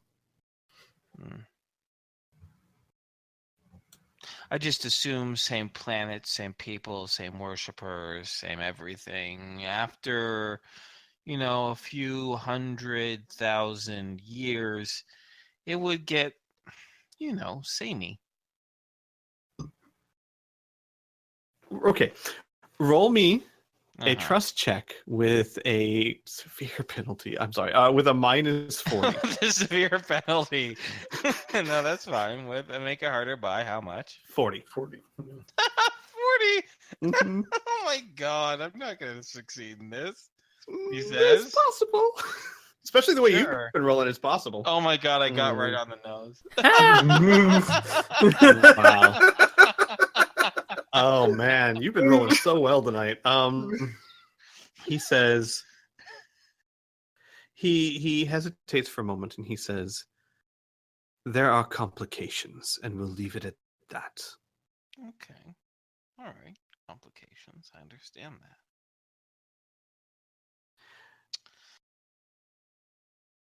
But I have a proposal, great yes, Padam. And that is merely what it is. A proposal. I'm listening. Xavier pauses for a moment, just trying to, aka Inferno's just trying to figure out the best way to word this.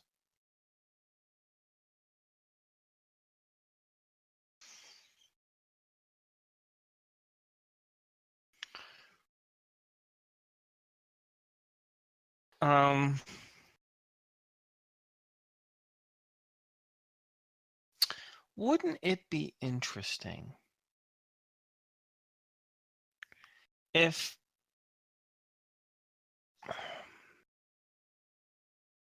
I don't want to say change, but if things moved in a more dynamic fashion?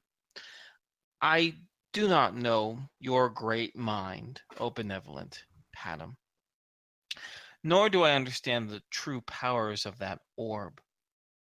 But perhaps, do you not find that just being Padam, being one god, is, you have these people, these worshippers, your underlings, everything. And he kind of gestures around this big golden palace and everything. This never changes. It's always you. You're always Padam, and you have a certain austere to you, right? Certain rules, certain regulations.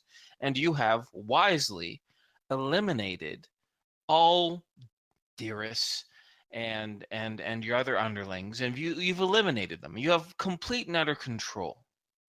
I'm not saying give up that control whatsoever, but I am suggesting fulfilling the other two squares of the triumvirate, the Dearest and the Seslios. And that way, you could still have control over the entire planet, but you'd be able to have different aspects of your personality, aspects of your control. For example, Dearest, Storm is known as being very wrathful, being very temperamental. You wouldn't have to worry as Padam, the stoic rule maker. You can cut loose, go on vacation almost in a way. Same thing with Seslios, wiry, tricky, a mischievous, a good trader. You could, under that aspect, create some fun on this planet. And if you require any assistance in bringing back the importance of Dearest, reviving Dearest, or the importance of the Seslios, since we're here and there's no more Palladians and you have your golden orb, perhaps we could assist you in this. Help spread the word. We are, after all, Xavier says, the prophets of the triumvirate. The people would be eating out of the palm of our hands. And whatever aspect of this new revived gods you wish to make, we would be your we would be your tools, for lack of a better word. All right. Real quick. Sorry, did that make sense? Yes. No, it made perfect sense. All Real quick. There's a plus kid. Yeah, she just... Oh, I just want to say that Kid's been trying to stand this entire time. You're capable of standing. Absolutely. Oh yeah, they're standing then. Okay. All right. Well, you don't have a chair anymore anyway, so. Yeah. So fuck you.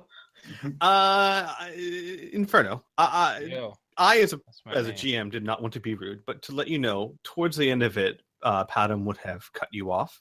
Okay, no, that's fine. You can cut me. me off while I'm in character. Just don't cut me off while I'm the fucking GM. Got it. Oh, the power we exchange on a weekly basis. Indeed. So No, I his actually do face appreciate starts to grow darker, and then he finally says, "Enough!" And you see a change in his eyes, almost a look of madness come over them. And he says, "You seek to tell me what to do in my own house?" No, it was mere suggestion. I started with those words. This clearly displeases you, so forget I say anything. He stands up. Oh, dear God. You would do well. And then he kind of pauses, and his eyes kind of clear, and he says, "But, as I said, you are not used to this. Before this day started, you probably did not even know gods existed. Understand." You think back to the times you've probably briefly talking to ACU and talking about, do you think this religion has any merit?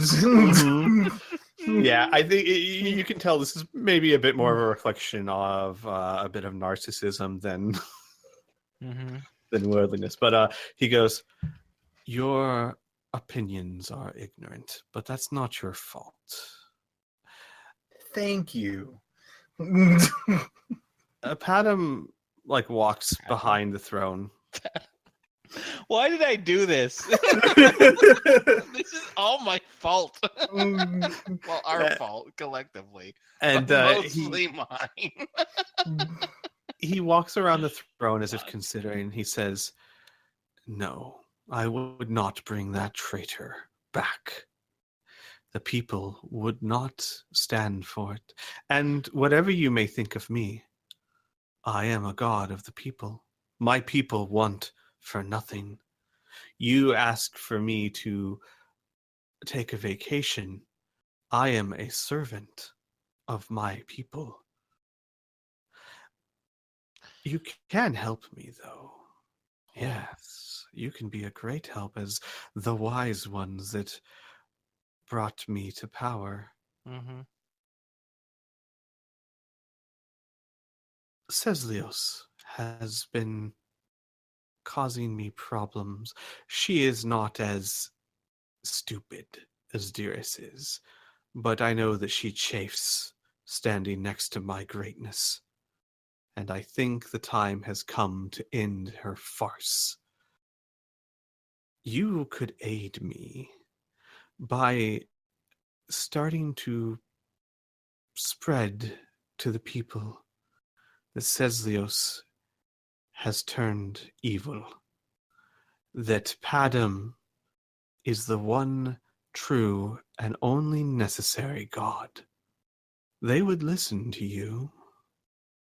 He taps his fingers. "Yes, they would listen to you."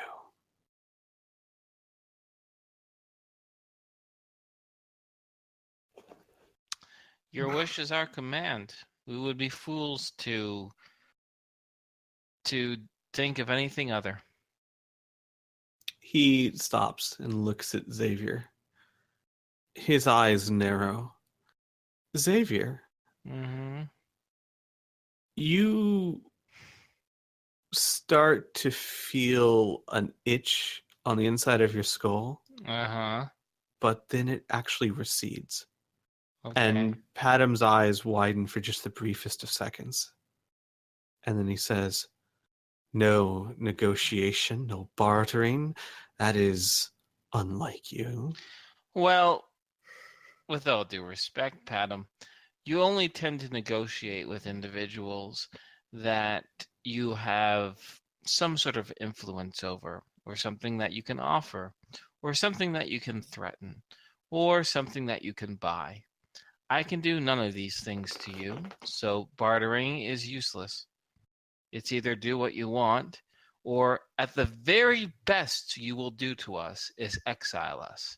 The very worst you will do is destroy us. I'd rather stay on your good side. Then you are starting to understand what it means to stand before a god. This Yep. is good.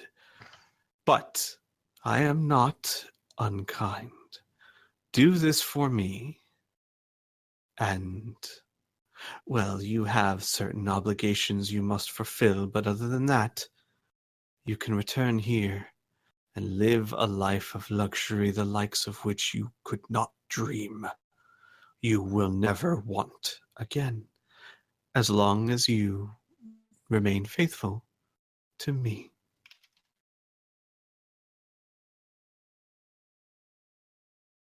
Should we talk about this out of character? Absolutely. By all Yeah. means, go out of character. Okay, so this is the deal. Okay. This is what I'm thinking. We Oh, can't boy. do anything right now. Not 500 years now. The man is too powerful. He has too much control. We are too weak. However, he said the biggest thing that can change it. He says, you do give me this orb. Which means all we need to do is to use the actual time thing that we did do, right? And, well, this is what we need to do. We need to find the golden orb and then either make a conscious decision once we find it not to return it to Thraxis, or something that I prefer. We give it back to Thraxis because that's a part of our bargain or he'll kill us otherwise. But days, weeks, months later, before he unlocks the true power, during Ending Center, we sneakily steal it back. He won't know it's us. And as far as we know, as far as we're concerned, he will consider us like our debt paid. But that way we can ensure that fuckface McGee, what's his face? Corsair, Simmons. Cyber 6? Simmons doesn't have it. Crazy ass Thraxis doesn't have it. And either we'll have it and we'll keep it protected, we'll give it to the Corsairs for a reward, whatever, right?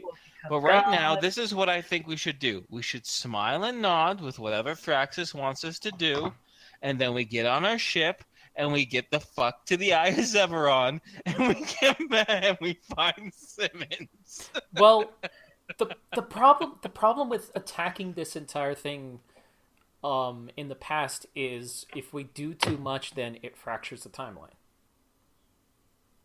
Because getting to this point is what happens in history, according to the timeline shtick. So, I think the only Okay, he has here's to an be idea. able to get here. I think he has to be able to have destroyed the Palladium threat. He has to have been a quote-unquote god. Whether or not he has the orb to do that is another story. I don't know about that. Maybe It's we clear could... that the orb is giving him actual power. The orb is the crux and corrupting of him. all this. And corrupting him, yes. Maybe. But whether he has the orb in order to kill the Palladians is another story. If we could figure out when he was able to get to Sirene and maybe ambush the caravan of ships that are going to Sirene. What army? We have I don't fucking know, dude. I'm just giving options. Let me I don't know. I don't think we can, we have to be very careful about what we do in the past, is what I'm trying to say. That's all I'm going to say. I will also say as a GM. It's Yeah, kid, go ahead. Plus sides here. Yeah. Hi. Hi. Okay. So there is that. There's also the whole thing that's going on with Simmons, because whatever. The Avius. The Avius thought that something wonky was going on with timelines anyways, and if Thraxus and Simmons are working in tandem in any way, shape, or form, it is possible that this could be one of the things that is being kept from splitting the timelines, because the Corsairs don't have much record of what's supposed to be going on this planet. Shit. Yeah. So, We yeah. were told from the get-go how important this fucking golden orb is, and now we know why, because it's a magical device that can make you pretty much literally a god, as long as people start believing in you. Yeah. So, yeah, I can see how that fractures timelines and creates all sorts of problems. So, actually, Kid just dovetailed in what my suggestion is. Okay, let's not worry about doing too much in the past. Let's go to the experts when it deals with time travel. Let's go to the fucking Corsairs with this and say, hey, here's the problem. Here's what the solution is. I mean, here's the problem. We would like to go back in time and fix this. What do you say? What's your advice? Yeah, we could run it by Cyber 6 really quick, get like a quote on what he thinks would be the general idea. A time quote. He gives them for free these days. There is also the thought of what if this orb just, by nature, allows the user to do whatever they want and not split the timeline. Like, that is another thing. Like, if it's really that powerful, he could be one of the aspects that's keeping it. So because it has been a few splitting. sessions, and you guys are almost hitting the nail on the head, I will remind you that the Avia said that in his mind there are two things that could prevent a timeline from splittings. A god is one. A godlike entity, or that this was always supposed to happen. Right. Yeah. Those are the only two things they could think of. And Thraxus is looking very godlike right now. Yeah, we have the evidence in front of us that this orb essentially is godlike. So, whether or not Simmons in the past is a god is another story. But if, maybe we do go back into the past and just try and get this and see what happens, see if we can change the past. Because if we can... I will say, as a GM, it looks like that you guys are kind of running into the blockade of not enough information. I mean, you don't have to. You don't. Well, I mean, do whatever you want, Squee, but you don't have to give us information we wouldn't otherwise. My intention at all. No, okay. I'm simply saying that to me it sounds like that you guys are lacking the information you need to choose a proper course so that this conversation could. It's kind of spinning its wheels a little bit at the moment. Really? You guys can keep. You guys can keep talking if you'd like to. Sort of, but the big deal is like the whole timeline thing, like splitting timelines. That's a huge thing. Well, we can get easily that information. So yeah, that's true. So how about we deal with the immediate problem, which is, do we plan on doing what Thraxus wants, or Padam, or what the fuck he wants to call himself now? What exactly did he want to do? We just devalue this person? Yeah. Just be like, no, she's an asshole. She's evil now. Padam is the true god. All hail Padam. My concern is then he will just turn around and kill this person. And we came here specifically to rescue them. Yeah. Yeah, but there's nothing we can do. My suggestion is we just smile and nod, say do whatever you want, and we just get to the ship in GTFO and we fix this in the past. Yeah. That might be the best. I think it's the only way to approach this. Yeah, because either that or become the toadies of this god. Yeah. Yeah. Well, there's not much we can really do about it. It's either that, or do something like we're already under the eye of this particular god. Now they said that they couldn't follow us because of our particular nature, except we have multiple other people with us that can also be tracked because they're not us. Unless it's specifically can be tracked because is of this planet specifically, but we don't know that. What are you talking about being tracked? Remember, the priestess said that we were the only ones that Padam couldn't track, couldn't see, couldn't know where we were. Yeah. Wait, why is that? That's exactly what Piph is saying. He doesn't know. We don't know. So that stings. I don't think you're right. He tried to itch in my head and it didn't work. And that means it's just you three. Anna and Anna and Kid are. If it did work on Kid, then yeah. Well, shit. It'll work on Anna. Yeah. Okay. Here's the ulterior idea of us fixing things in this timeline right now. We have Kid. Yeah. We have Kid and Anna pretending of spreading the Ceslios story as being fake.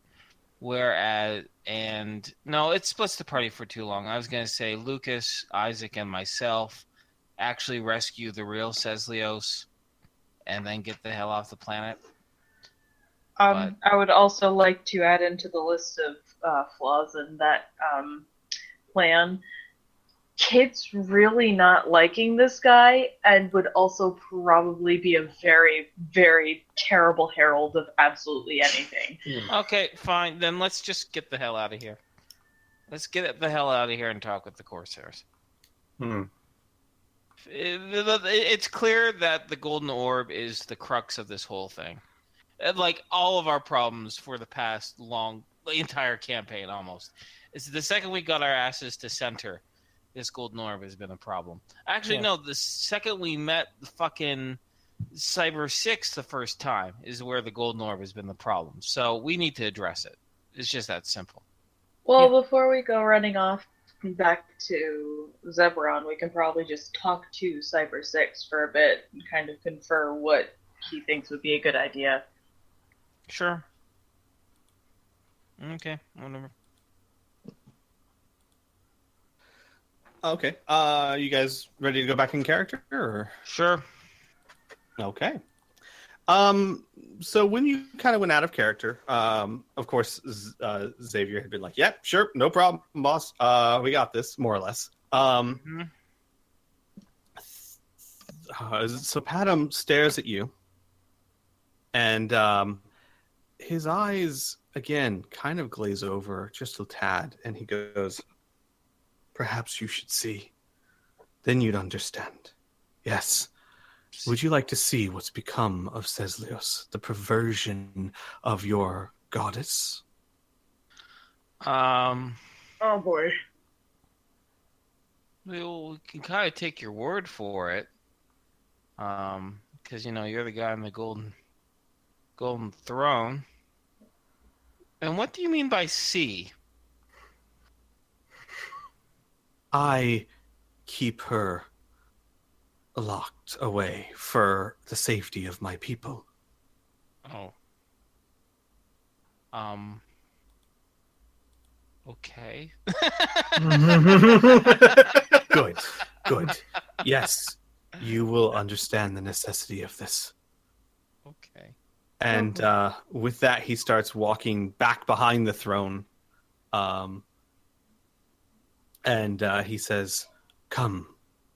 And he, back behind the throne, there's like this circle of area that's completely clear of any furniture, I should say debris, because this palace has debris, of furniture or anything like that. And he just like stares at you all expectantly. "Come." With bells on my toes, Lucas will just leap up and stand in the circle, I assume. Yeah, no bells on these toes, but yeah, I'm gonna come. The old, I got a bad feeling about this situation going on here. Does anyone not go?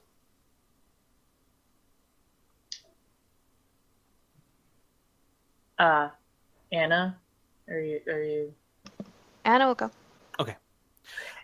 Then when you all arrive on the circle, he then steps off and he says, "This will teleport you to her accommodations. When you are done, well, I suppose we do not need another talking. Bleh, excuse me. We do not need another we don't audience. need talk more. Yes. We don't need talk more now." He says, "You understand what you are to do. Use her as a motivation. Like I said, a life of luxury awaits you here."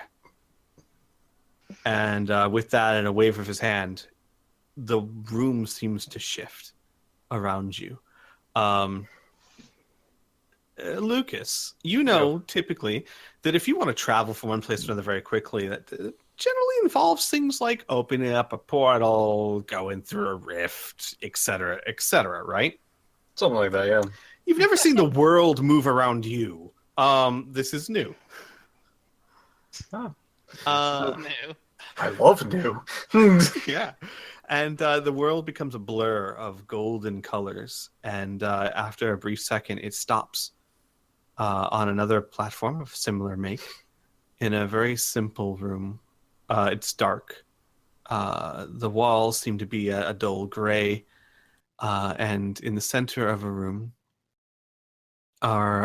is a what looks like a box of blue light. Xavier, you know how you have like a force field Yep. that encircles you. Oh no, but that's completely transparent. Think like the energy barrier, the spell that you could cast, energy shield or whatnot, that has a slight blue translucent color, similar to this, except it is a perfect cube. And in the cube, sitting cross-legged with their head bowed, is a figure in a golden robe. Their arms are shackled by this blue energy to either side of the cube. And it's clear by the way that their hands twitch and by the small blue shoots of light that this figure is being constantly injected with energy. Through the twitching, it's probably very painful. Okay. I'm a sad Squee. No, just kidding. It has not noticed you yet. God, I need to learn how to do that spell. It's so shiny. Do you say that out loud? Yeah. The head jerks up, and the face of LaVine stares at you. Jesus, seriously. I knew it had to be someone we knew. He was being way too insistent. LaVine, what the hell are you doing here? It's been 500 goddamn years. Refresh my memory of this LaVine. LaVine is the one that taught you magic. You met her. She was a Oh, shit. Yeah, she's Yeah. a shop She's the owner. one who taught you magic. the shop owner you took that paid to take her to center where she got a new leg. Yeah. Yeah. And Padam said that he found a native among his entourage to play the part of Ceslios. Yep. Sure did. God of trade. God of being an asshole. She just stares at Lucas, and then through pained teeth says, "That is a voice I have not heard in a long time. Well met, my friend."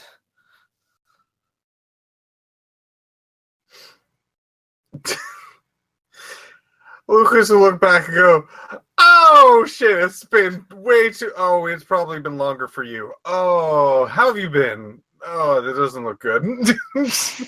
I've been better. Elisa must have succeeded. You come on now.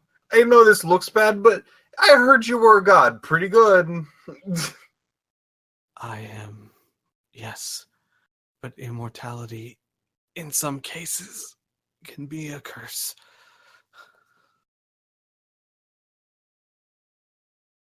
And it has a plus. Anna wants to check for surveillance systems in the room. Okay. Roll me a D100, please. That succeeds by 2. You are quite certain there are no forms of surveillance that you are familiar with in this room. Okay. As you look around, she would notice and she would say, Padam cannot see in here if that's what you are worried about. Yep. We cannot read each other's minds. The orb has some funny... oh god, sorry, what's the word I'm looking for? Oh, quirks. Properties? Oh. Yeah, quirks. For example, the reason why I sought you. He would not be able to see into your mind because you made him.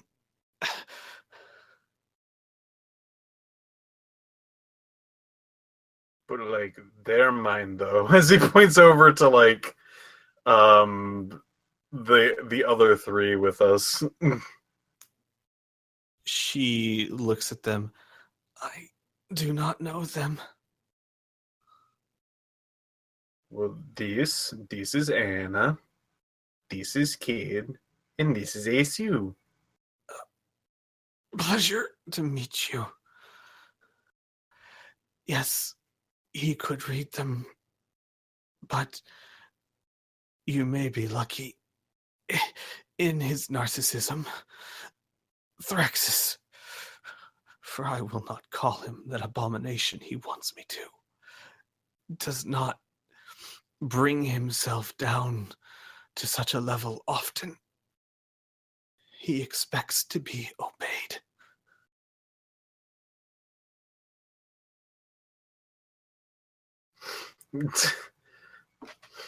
Lucas nods in agreement. Like, yeah, he like says out loud, man. You know, one of these days we gotta go out, like to a bar or something like that. Really catch up. I am rather imprisoned these days. Lucas smiles a bit. You haven't lost your sense of humor. I love it. No, but I am losing my people.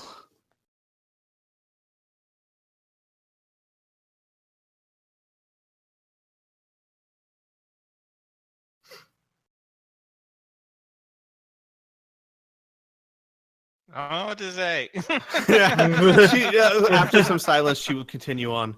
I am sorry, my friends, to drag you into this, but I need your help. My people need your help again.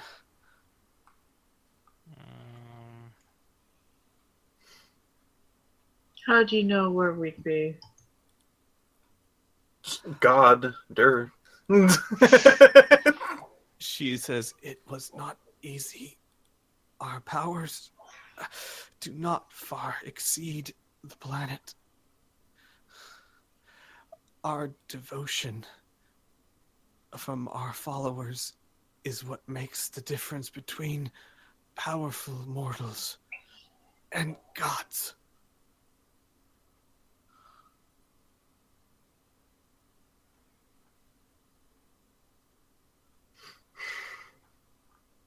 ACU like nods a bit.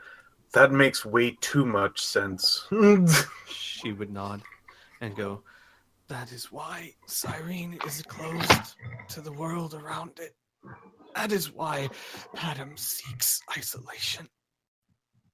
He fears what's out there.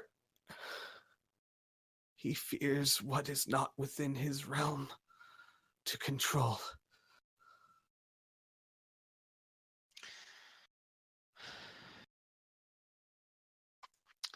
So, Xavier says,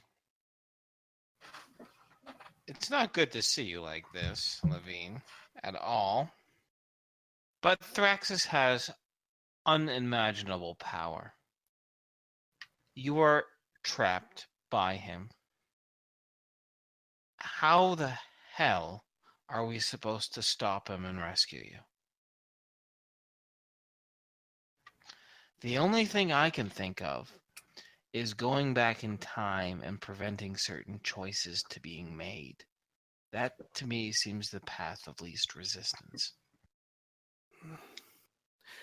Yes, not give him the orb. That Mhm. would certainly prevent our rise to godhood. Mhm. Though 300 years ago, the Palladians rose up against the Sirene.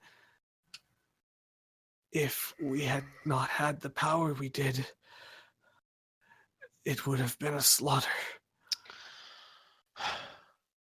She says through gritted teeth, that is not to say that becoming gods is the only way to save Sirene. Precisely. One problem at a time, Xavier says. Palladians are a problem 300 years ago. This, right now, is our current situation.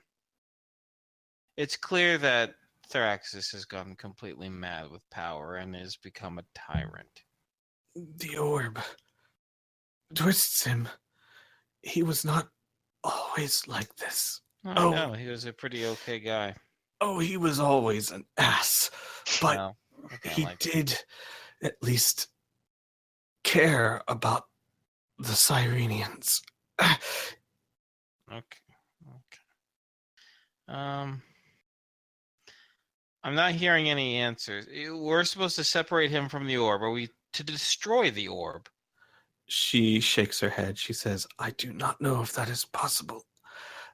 I simply said that keeping the orb from him would prevent godhood. There are other options. If you can get me away from him, somewhere else on Sirene, not in his palace, I can begin to grow my power and the devotion of the people again. Perhaps I can grow enough to contest him, though I do not know for sure. All I know is in here, I am doomed to waste away. You're suggesting a civil war amongst gods. She nods and she says, Will your people not suffer then? yes, Use this pawns? they will suffer in a civil war. But if Padam continues, I fear his madness will lead to all of our destruction. Well, then, that's even more of a reason why we just need to go back. Go back to the start of this all and prevent that golden orb ever getting into his hands.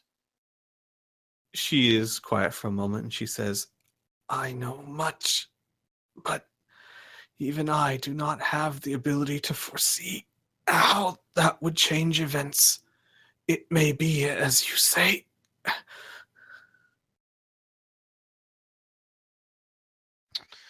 Well, if it doesn't work, we can always just come back and go with your idea, I guess. But your suggestion of us somehow sneaking you away from this, he'll kind of gesture to the room, only so you can grow in power and wage. Well, we already went over this problem. It doesn't seem opportune. If you want us to really help the people of Sirene, then the best way to do is, he gives a bit of a smile. The best way to do it is, well, I regret telling Thraxis anything about this place. But these folks would have done, well, no, the Palladians would have gotten them. We need to think about this. It's just that simple. She nods and she says, if you truly have the power to travel through time, as you say, as clearly you must, standing before me, then you have a power not even gods do. I have a thought. never even considered that possibility. I have a thought out of character. Mm-hmm. Okay, so we do whatever is necessary to get off this planet. Then we continue on. We track down the orb. We never give it to Thraxis. We already do that. Then there's the whole problem of the whole... they're losing the Palladium War, right? That I think is easy. This is in the fringes of the galaxy. We encourage the Corsairs to expand out this way.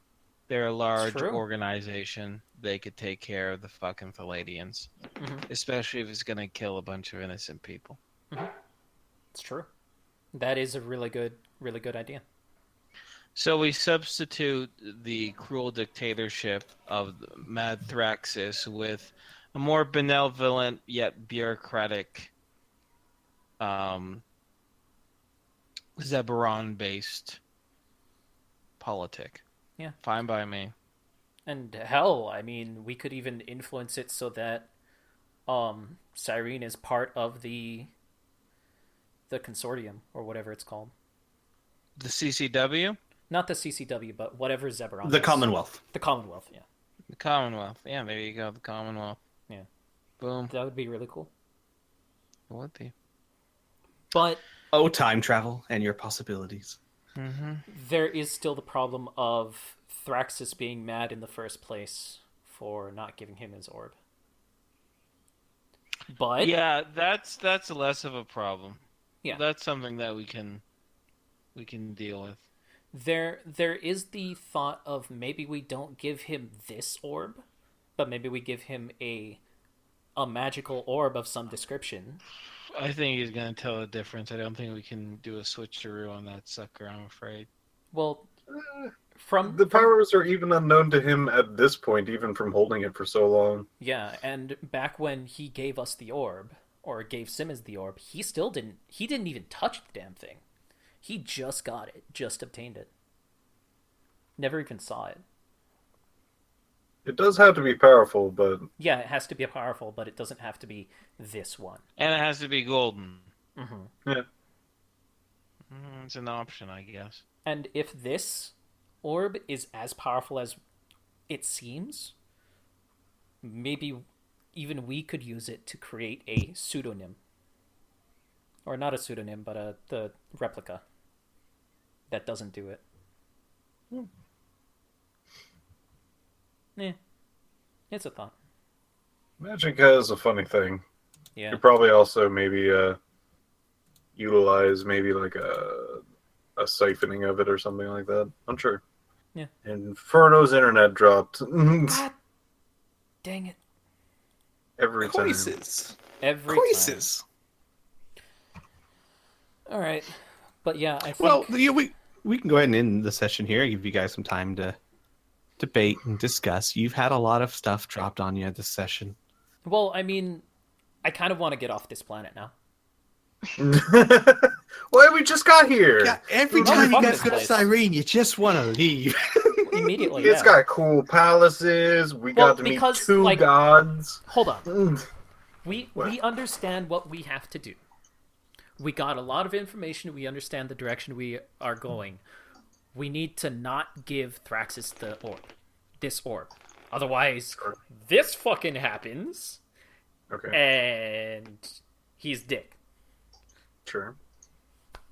I mean, that is definitely a plan. Definitely a plan. We can also go on a slight campaign thing, which would probably turn the ire of the god. Not particularly the best thing. Yeah. We don't have to tell him it was us doing such things.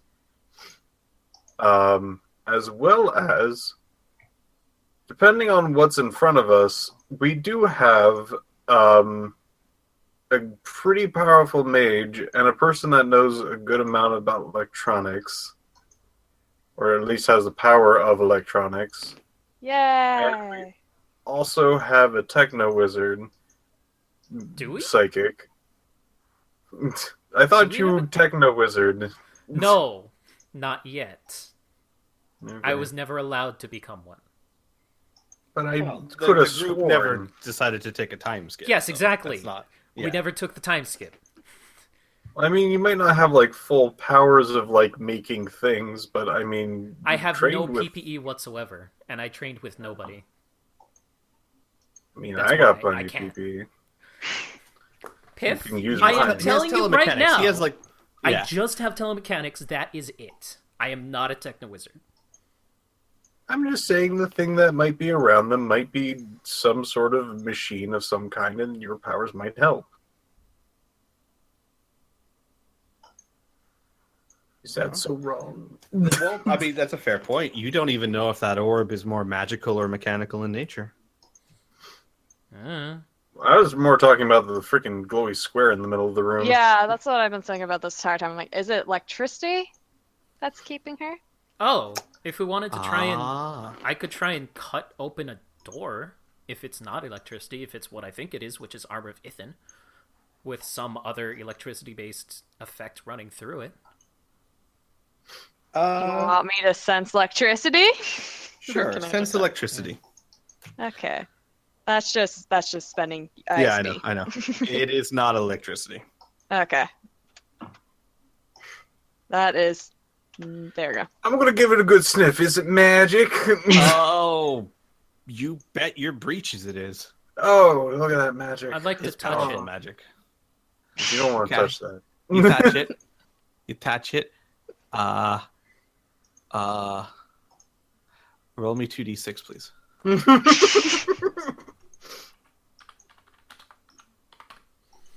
8. You heal 8. 8 points of SDC damage course through your arm as you feel a jolt of agony. Is it electricity-based or no?